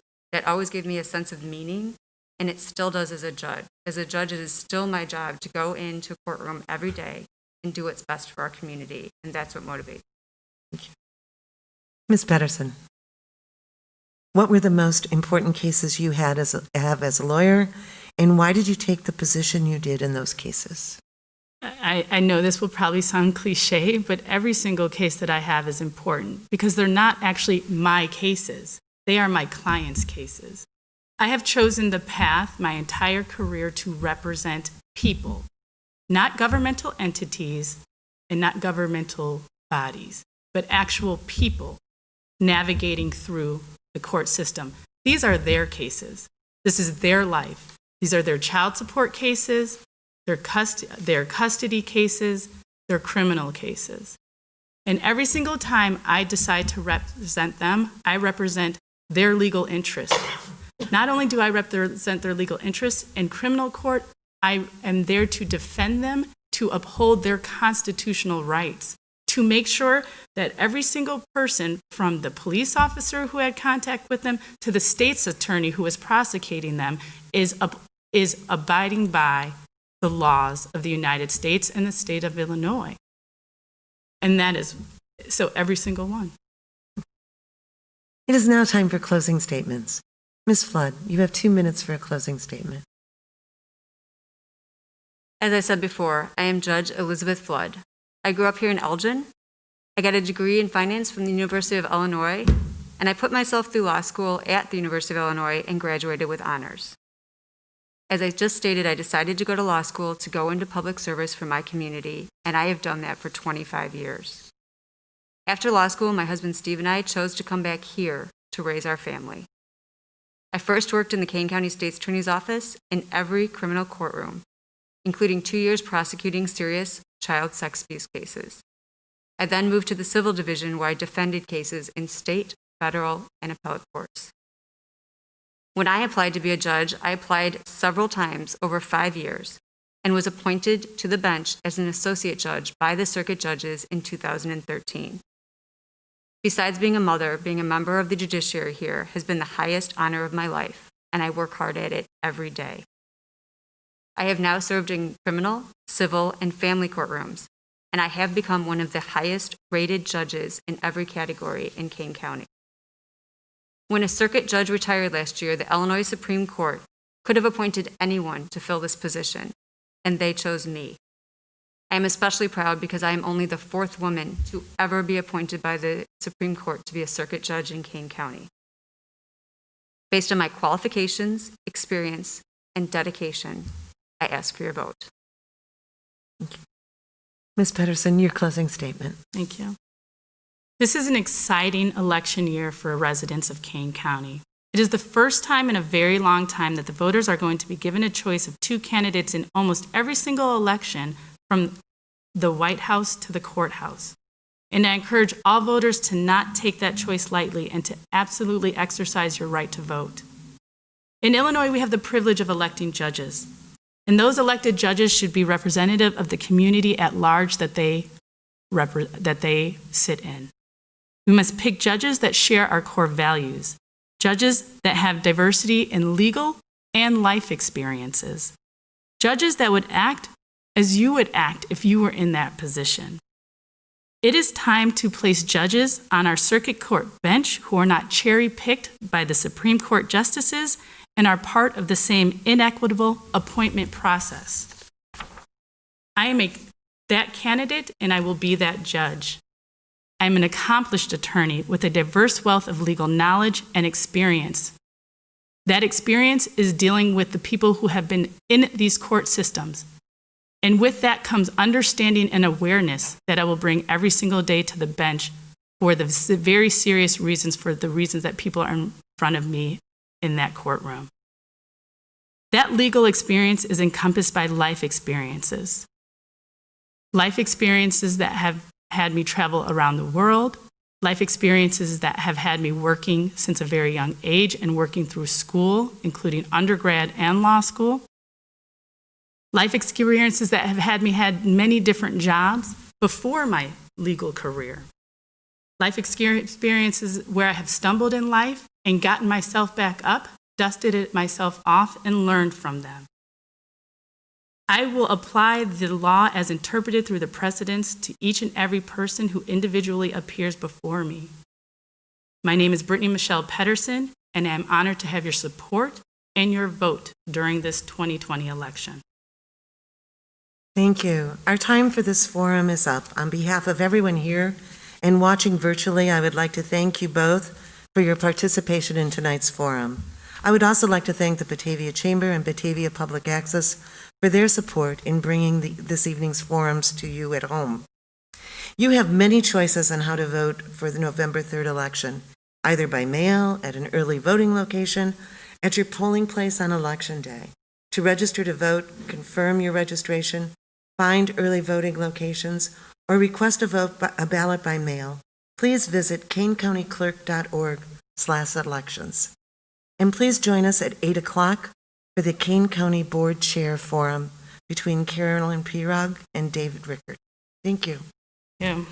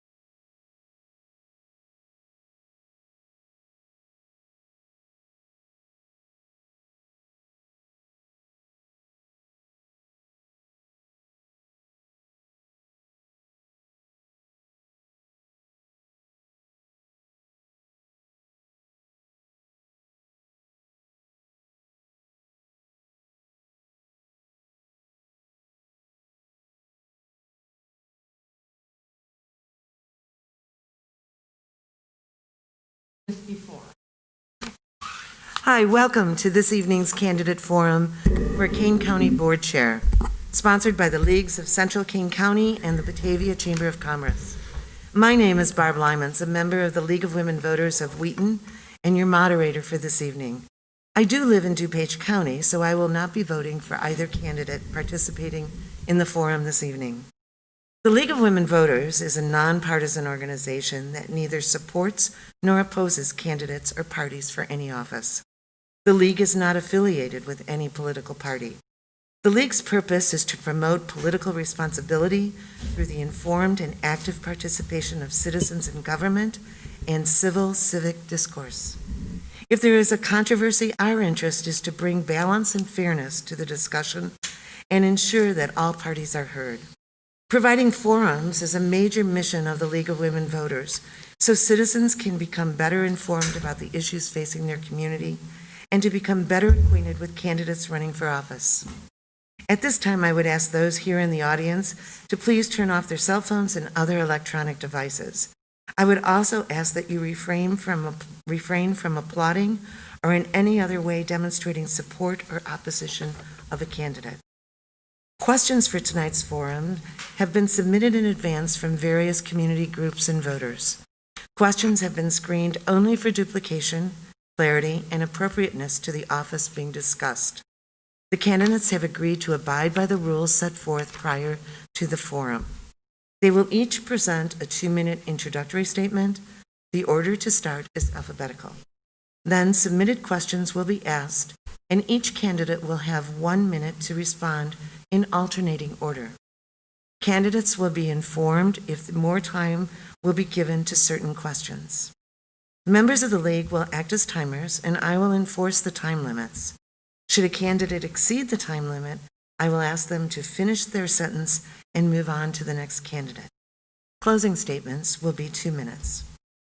So I would like to welcome Corinne Piragh and David Rickard, candidates for the Kane County Board. Ms. Piragh, would you please give your opening statement? Absolutely. Thank you to the Batavia Chamber of Commerce, the League of Women Voters of Central Kane County, and the City of Batavia for hosting this forum. And to the audience who decided that watching this forum is more important than seeing the opening game of the football season. My name is Corinne Piragh, and I am looking to become Kane County's next board chair. A leader helps to define the moment. The collision of an economic downturn and related income inequality, a painful cry of racial justice, combined with a healthcare crisis, governing Kane County in the age of COVID-19 will present issues and challenges the likes of which we may have never faced. How can we make governmental functional, responsible, accountable, and transparent when faced with these multiple intermingling crises?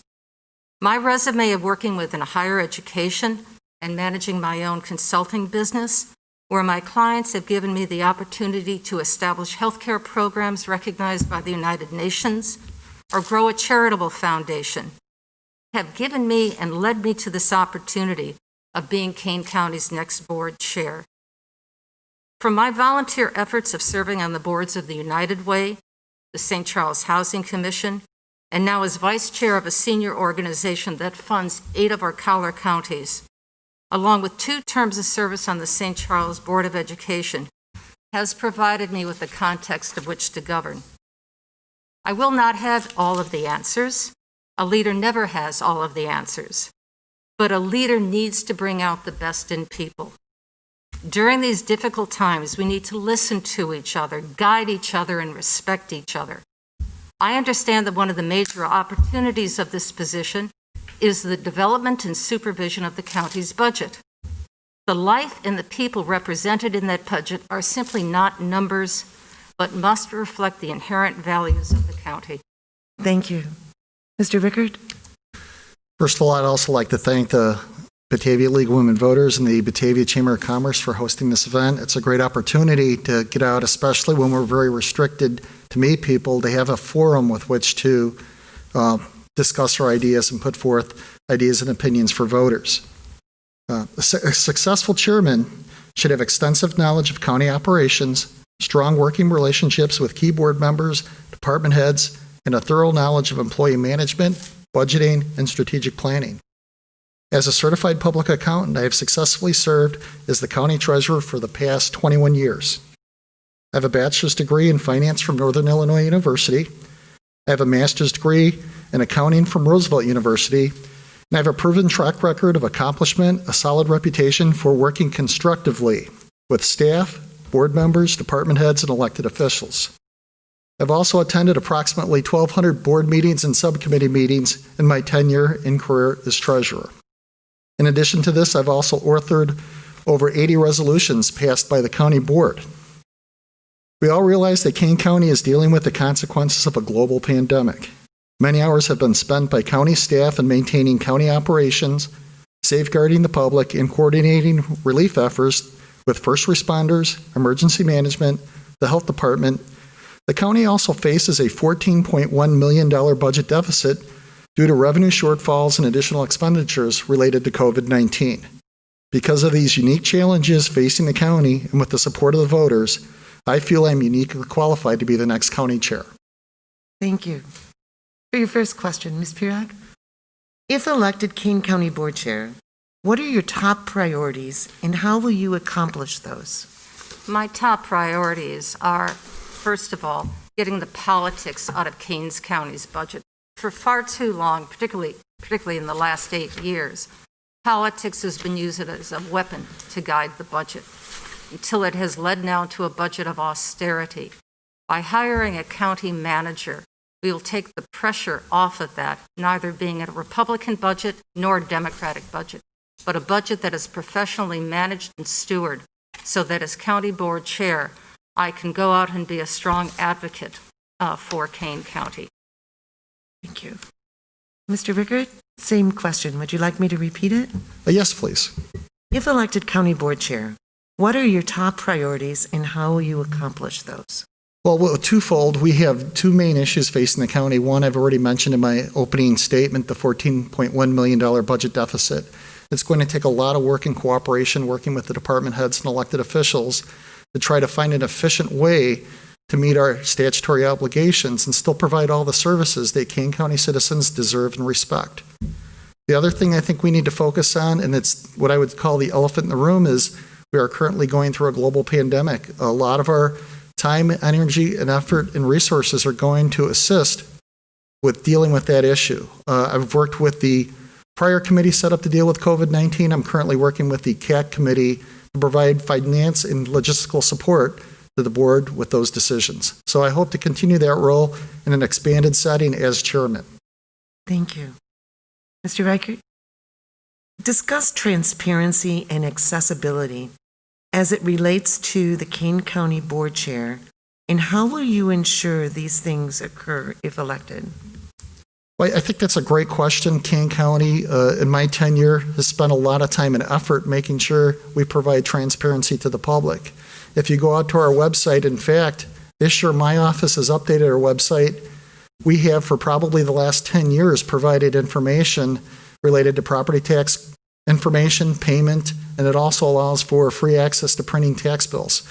We also, if you look at Kane County's website now, there's a wealth of information. If any criticism, we have to better organize and manage that to make it easier to navigate all the information we have available to the public. But Kane County has gotten high marks for transparency and putting information out.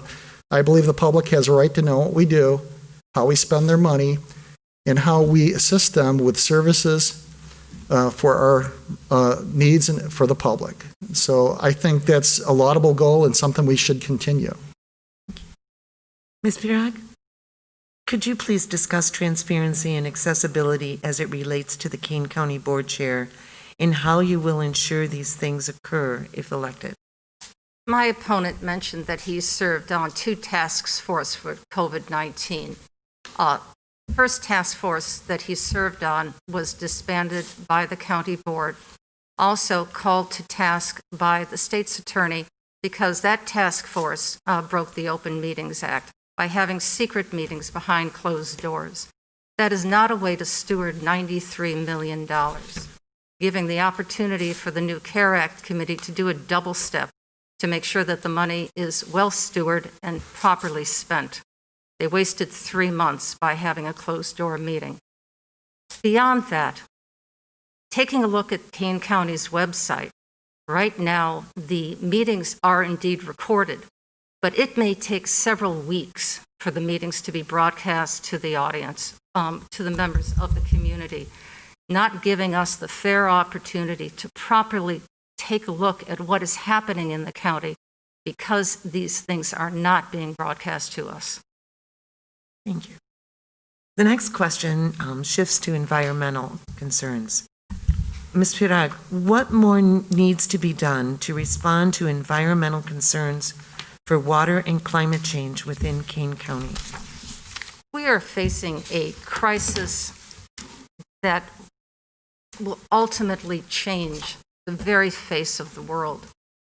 Right now, the World Health Organization says climate change is one of the #1 issues facing our health, and it also faces a great deal on racial inequality.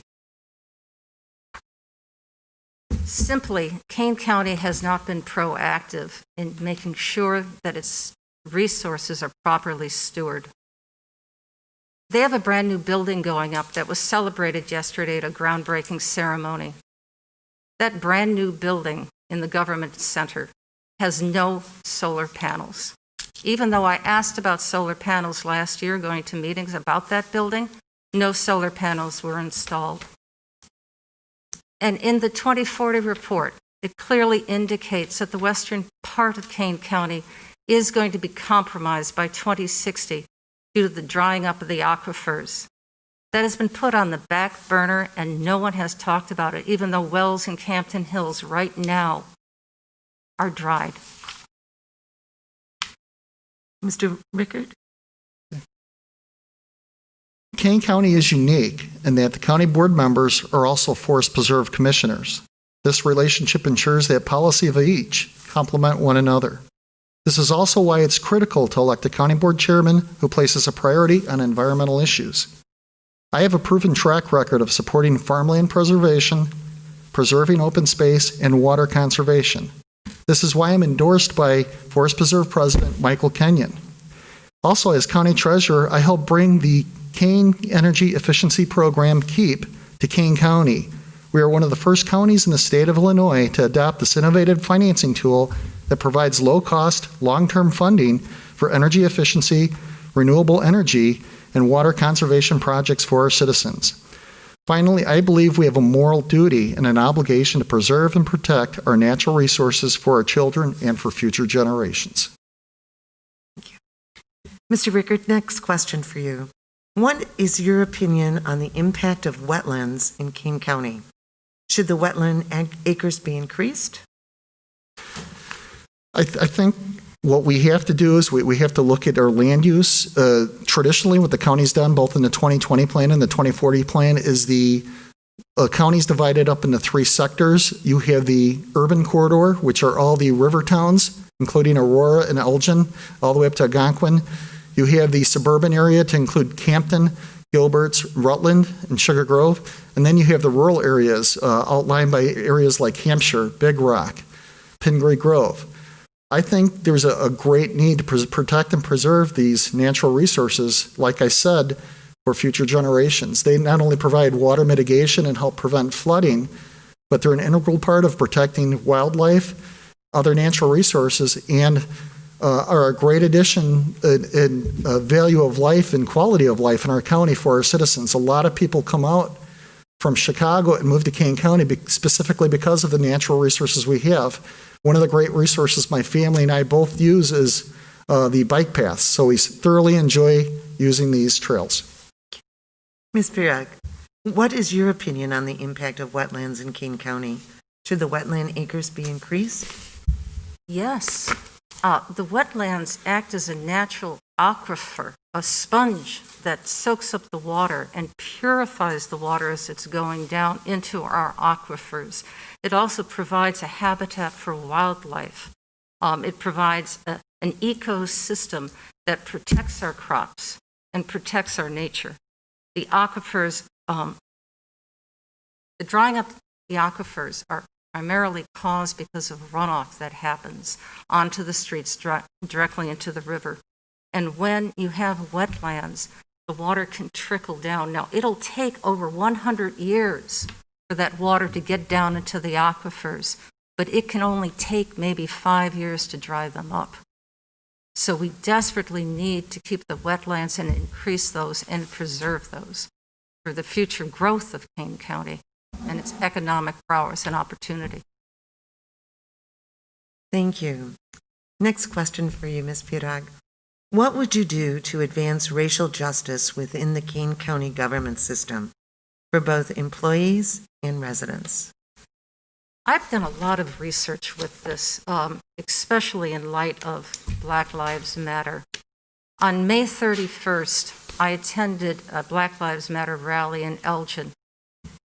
The passion was hot, you could feel it, and soon it wandered into downtown Aurora.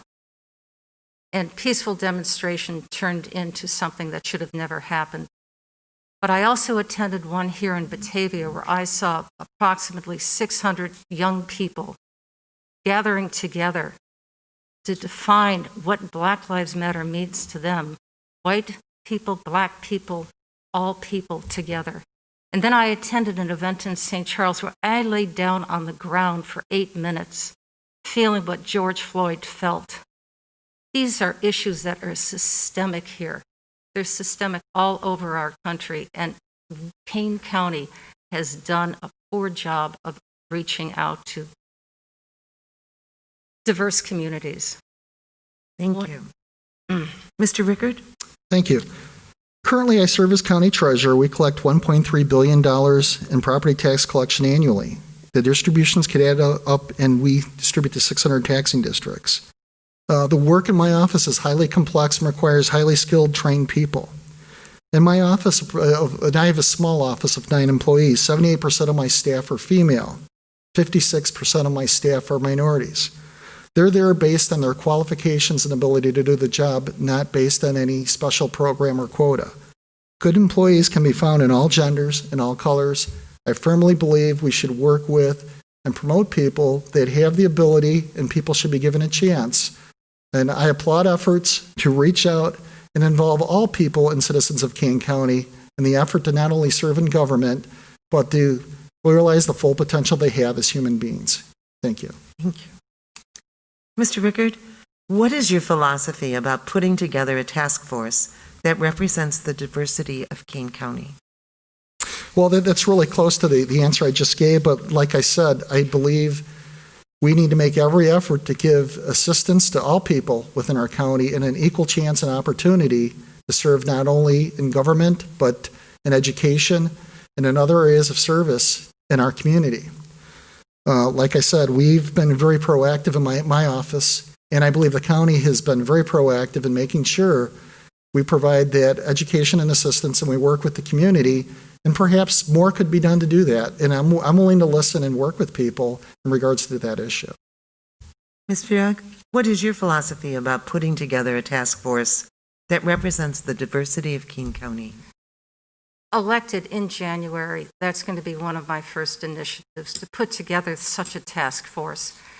The task force needs to be to evaluate what Kane County is doing to support diverse populations through housing and job opportunities.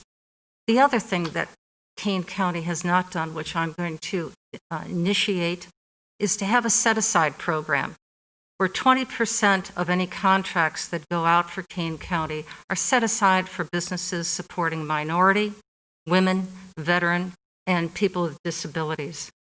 This will ensure that small business development can grow sustainably and to be able to support the economic growth of our communities.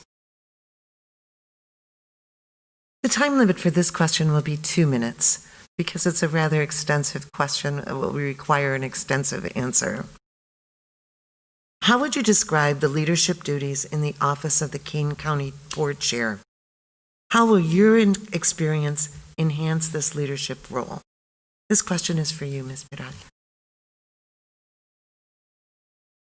Kane County Board Chair is an advocate, first of all, for the county. It works directly with the 24 members of the board who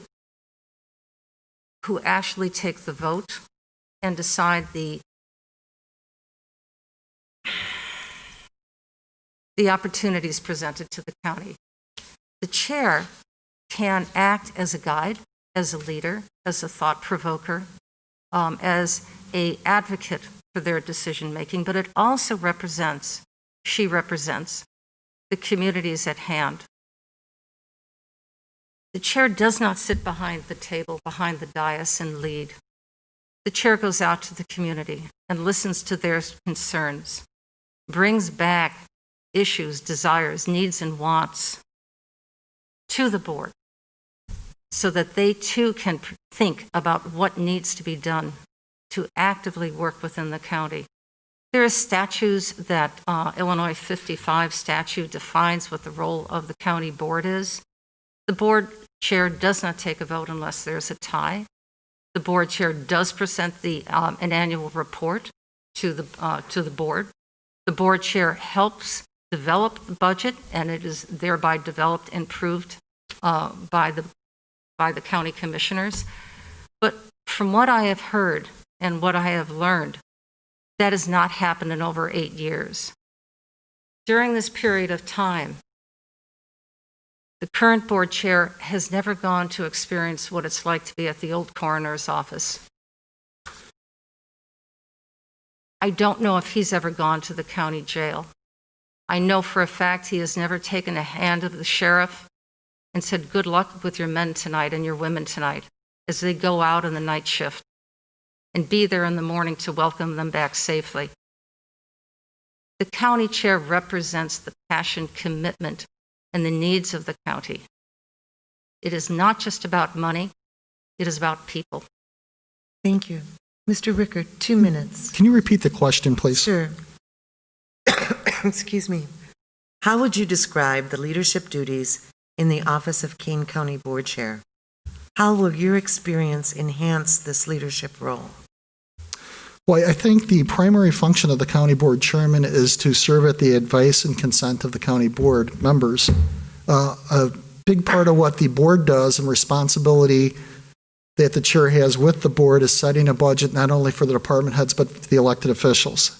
And fundamentally, there are a number of reasons why this is very critical and important. We want to make sure we efficiently handle the resources entrusted to us. And we've got a great track record of Kane County, and I'm proud to be working with people like Terry Hunt and Tom Hartwell, who have been critical in fulfilling the needs we have. Kane County, on the financial side, has a AA+ bond rating. We've worked very hard to accomplish that. We have had a tax freeze for over 8 years in Kane County. We fully fund our pensions, and we've paid down about 80% of our debt. We've had a lot of success in Kane County, and a lot of that is due to the chairman, the work and skill necessary to perform that function. The current chairman is a CPA. He's got extensive government experience. I'm also a CPA and have extensive government experience. And this is one role where I feel very comfortable because a lot of the policies adopted relating to accomplishing these wonderful goals were implementations of ideas I had in assistance with the finance group of accomplishing this. The other critical thing is having communication is very important. You need to work with the electeds who are not department heads. They have their own duties and responsibilities. They're responsible for their own areas of office. The department heads report to the board. They need close supervision, and they need somebody there on a day-to-day basis to make sure that the implementations that the county board members want is carried out. And finally, you have all the employees and unions at the office, that the board chairman has a responsibility to make sure we efficiently utilize our resources so we have enough money available to meet the needs of our citizens, our employees, and do so in an efficient, respectful manner of property taxpayers. Thank you. Mr. Rickard, we'll start this round off with you.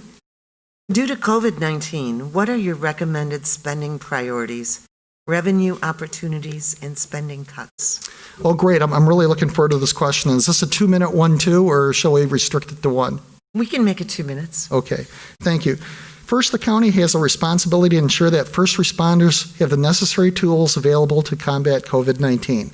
This includes staff, technical assistance, personal protective equipment, and other logistical support necessary to meet the mission goals as outlined by the Center for Disease Control, the state of Illinois, and the county health department experts. The county needs to partner and coordinate relief efforts with local and municipal first responders and government entities.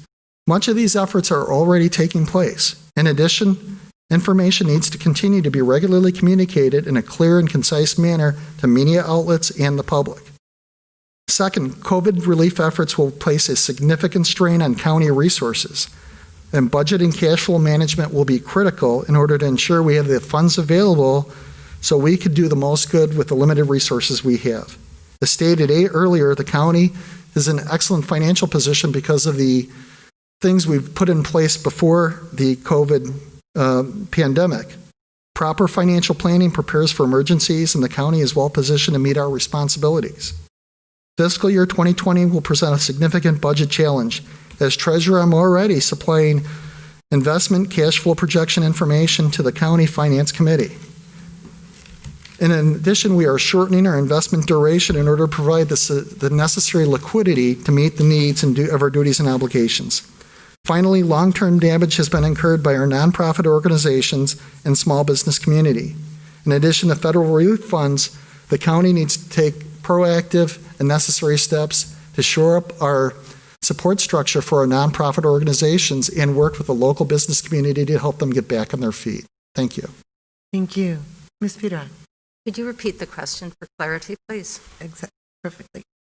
Couldn't do that. Due to COVID-19, what are your recommended spending priorities, revenue opportunities, and spending cuts? And you have 2 minutes. Thank you.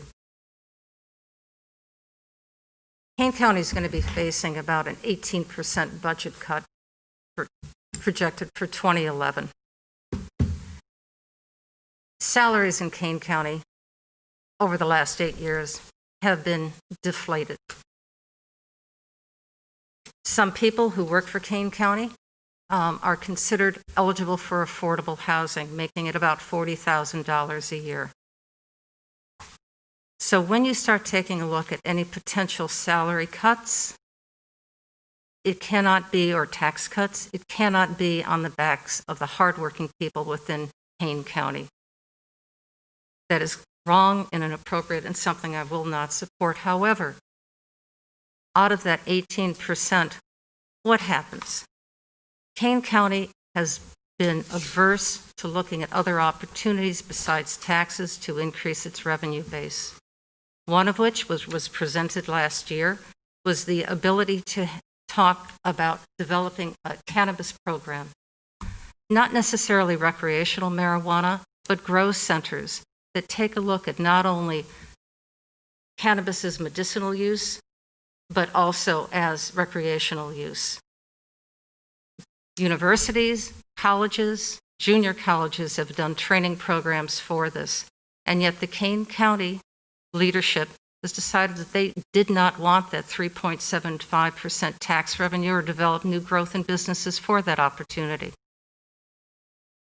Kane County has to be able to go towards the future, and it is not simply based on financial management.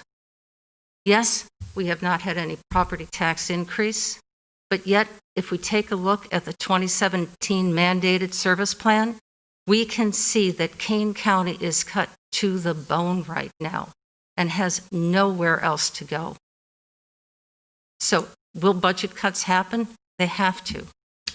But the reserves are low, and people who work for Kane County decide to leave so that they can go to greener pastures in other counties, and that is something that we have got to stop. To expand on the financial problems due to COVID, but what problems besides revenue shortfalls have affected Kane County due to COVID-19? Ms. Piragh? Kane County once had, the health department had well over 100 employees. Right now it has 63 employees. 63 employees are to serve 534,000 people. When asked for COVID relief funds early on in the discussion, and they asked for $14 million, it was cut back to $8 million. They were asked for masks because they wanted to distribute masks throughout the county. That was refused as well.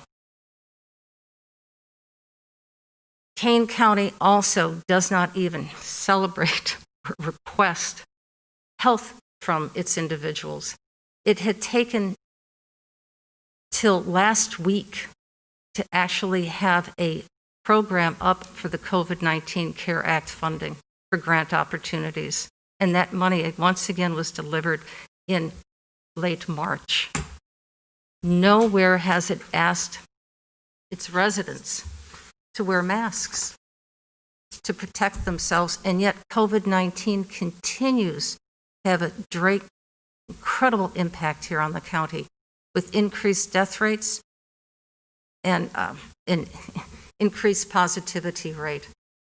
So that's how COVID-19 has impacted Keene County. Mr. Rickard? Can you repeat the question, please? Certainly. What problems besides revenue shortfalls have affected Kane County due to COVID-19? That is a challenge we've all been facing all year long. One of the things we did right off the bat when we realized the impact that COVID-19 was going to cause for our citizens, I contacted my state legislators and conferred with them on what we can do at the local level to assist not only our citizens, but both from a health perspective, but from a financial perspective. And based on legislation that I proposed in information that I gave to the Illinois County Treasurers Association, we got a 30-day delay in interest penalty on property taxes. Now, that's a small effort, but we've had great restrictions in the scope of the services we can provide due to COVID-19. Additional duties supplied to us, additional things we have to do in order to carry out those duties. And I've worked very closely with Barb Jeffers, the head of the health department, and trying to work with and secure the proper and adequate funding she needs in order to do her job with PPE and other services that she provides. Thank you. Mr. Rickard, where should we be spending money or shifting policy to make our county and community recovery robust? First and foremost, we need to focus on keeping our citizens healthy, making sure the health department gets the adequate materials they need to perform their duties, the staff that they need to perform their duties. I've been working very closely with Barb Jeffers, and it's been a challenge. I proposed earlier in the year a $5 million allotment back in May for PPE, and it was not the decision the board made. The board delayed that decision, and then they reduced the amount of PPE. So I think we need to trust our health professionals first. The primary duty and responsibility of any leader is to take care of and provide for the citizens entrusted to them, and I think that's our primary focus. Secondarily, we need to make sure we provide all the necessary tools they need, and part of that, a big part of that, is providing the adequate financing necessary in order to secure the assets we need as far as people, materials, and supplies to meet that mission goal. Thank you. Ms. Piragh? Repeat the question again, please.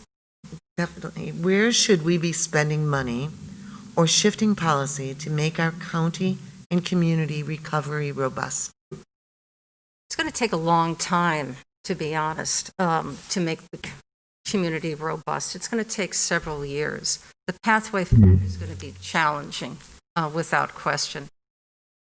We have the economy starting to rise a little bit. The restaurants are open. They're surviving. And yet winter is coming, and the restaurants are going to start to close. There's going to be shuttered business that may never open. There are going to be job losses that may not return. There's going to be a high degree of unemployment. There's going to be homeless shelters that are going to be overcrowded. There's going to be people standing in line for food stamps. The county has to make sure that it has not just taxpayers' dollars, but also reaches out to our associates in the state, our federal representatives, asking for help, asking for assistance. It has to also make sure that it works with its not-for-profit partners, not just giving them $2 million because they have the brunt of the work that they have to do, So to make sure that they're adequately supplied with any resources available to the county to support our citizens. Thank you. Ms. Piragh, how would you establish competitive entry-level salaries that would allow the state's attorney to hire and keep exceptional candidates? My daughter was one of those assistant state's attorneys, and she left working at Kane County because she couldn't afford to stay there. I've known other women who have worked as assistant state's attorneys, and they've had to collect food stamps because they're also paying down student loans. There has to be adequate funding to make sure that not are we just being budget sensitive, but that we're being people smart, people sensitive, because people are the greatest value here. Our employees are our greatest asset. So we have to ensure that salaries are competitive with other counties and make a slow, gradual raise up so that our young adults, our entry-level professionals will feel comfortable staying here in Kane County. Mr. Rickard, Thank how you. would you establish competitive entry-level salaries that would allow the state's attorney to hire and keep exceptional candidates? The role of the county chairman in this capacity is to facilitate dialogue, budget priorities with the county board, department heads, and elected officials. As county treasurer, I'm already providing investment and disbursement and financial information to the county board. The prioritization of expenditures and resources are always limited for all the offices, and the priority is given to the county board to determine how, when, and where to budget. As chairman, I can provide guidance in that matter. I can provide assistance on what they should do, but ultimately the decision on budgeting rests with the county board. And also something to consider too is the state's attorney's office is the responsibility of the state's attorney. This is clearly outlined in state statute and is commonly referred to as their internal control statute. So if there is a need in the office that has a greater need than others in a budget with the elected officials, it's up to them to determine how to use the limited sources within their office, not the county board or the chairman. Thank you. Mr. Rickard, how would you promote bipartisanship during these largely partisan times? Well, that's a great question, and we've all watched the news and see how things work in Washington and how they also work in Springfield. Kane County is evenly split between Democratic county board members and Republican county board members. One of our countywide elected officials is Sheriff Kane. So we have a good mix from both parties with diverse opinions on a lot of different issues, but for the most part, we work rather well together. I could sit down and have good conversations and actually have good friendships with a number of the county board members that are Democrats. One of the key things to make a successful chair is to be able to communicate, work with people in a constructive manner. We're not always going to agree on issues, but keeping that line of communication open is very important. And working with people is a demonstration of my ability to be able to work with people. I have the support of Chairman Chris Lawson and the support of the Forest Preserve President Mike Kenyon. I think about the only thing they do agree on is the fact that they think I'd do a good job as chairman. Thank you. Ms. Piragh, how would you promote bipartisanship during these largely partisan times? As much history as I could research, Kane County has been controlled by one party, and the Republican Party. That time is to change. Once elected, I'm going to make sure that everyone keeps their politics outside the door because it is not a Republican issue. It is not a Democratic issue. Money is not owned by Republicans. Money is not owned by Democrats. It is owned by the county and its representatives. We are there together to work towards what's best for Kane County, what's best for its future. Partisan politics has no place in county government. We simply are there to supply the best knowledge, resources, and opportunities for the people that we govern. We do not self-serve. It is service. It is servant leadership. And servant leadership is humble, and it is simply a way to provide the best stewardship for the county. Kane County has absolutely, as I said before, the budget has got to get the politics out of it. Thank you. This will be their last question.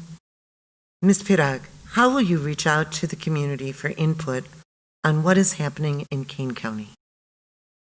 There are 24 board members, 24 opportunities to meet with board members in their districts, to talk to the community, to have open forums, to have no agenda, to invite people to come and to learn and to listen, and actively listen, not with preconceived notions about what people should say or plants in the audience to answer specific questions, but have that opportunity to have an absolute real dialogue. 2 times a month, the board chair should go out with a representative of that particular district and sit down with members of that community and bring back that knowledge back to the county board, to the county manager, to talk about how we are going to develop long-term sustainable plans to make sure that Kane County moves forward, serving and satisfying the needs of its constituents. Thank you. Mr. Rickard, how will you reach out to the community for input on what is happening in Kane County? Well, I think I have a slight advantage in that area. As treasurer for the past 21 years, during the peak tax collection season, I actually work the counter in my office, and I get a lot of feedback from taxpayers on what's happening in their areas, their feelings on property tax, both pro and con, and issues that they face. And we have a lot of people in Kane County that have a lot of needs, and we need to be proactive rather than reactive with those issues.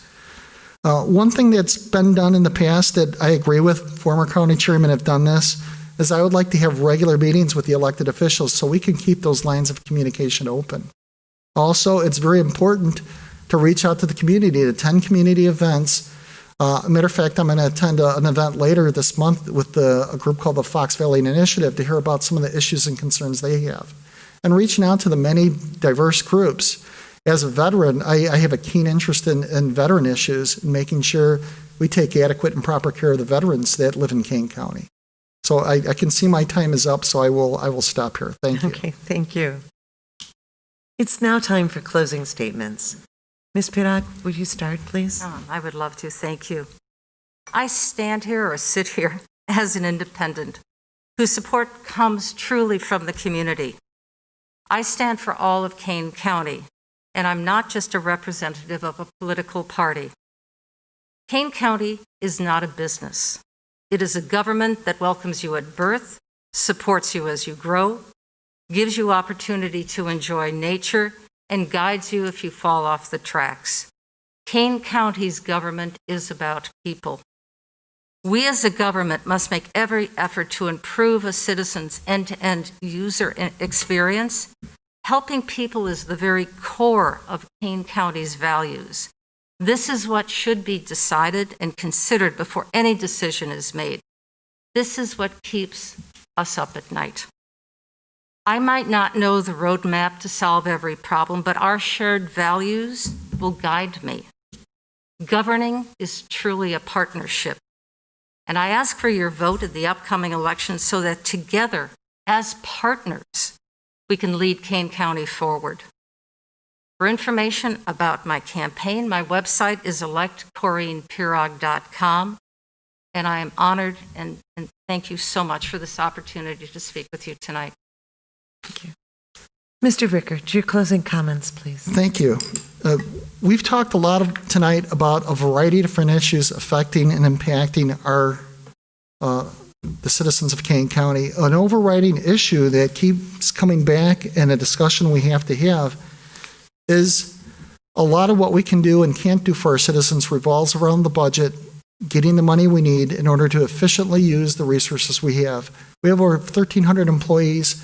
We have a significantly large budget, and you need the experience, the leadership, and the ability to accomplish that mission.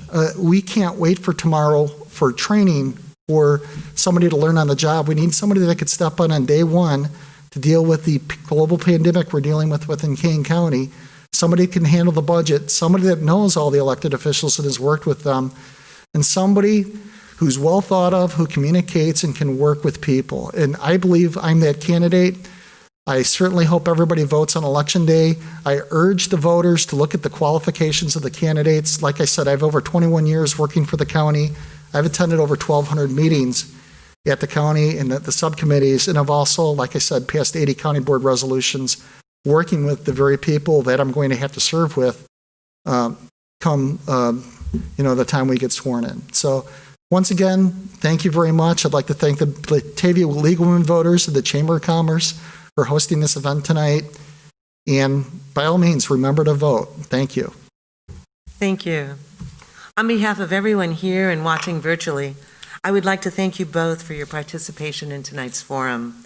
I would also like to thank the Batavia Chamber and the Batavia Public Access for their support in bringing this evening's forums to you at home. You have many choices on how to vote on November 3rd election, either by mail, at an early voting location, or at your polling place on Election Day. We hope everyone will check the kanecountyclerk.org/elections website to either register to vote, confirm your registration, find early polling locations, or request a vote by mail. Thank you and good night. Thank you. Thank you.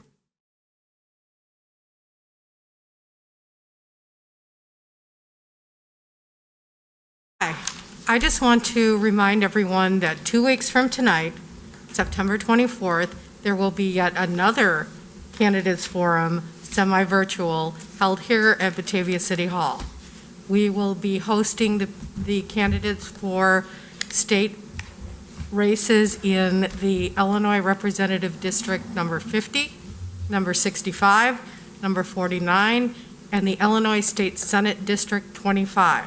We should start at 6 o'clock, barring any unforeseen circumstances, and go through until about 9 o'clock. Please stay tuned. It will be on BATV as it is tonight, so we'll see you in 2 weeks. Thank you. Thank you.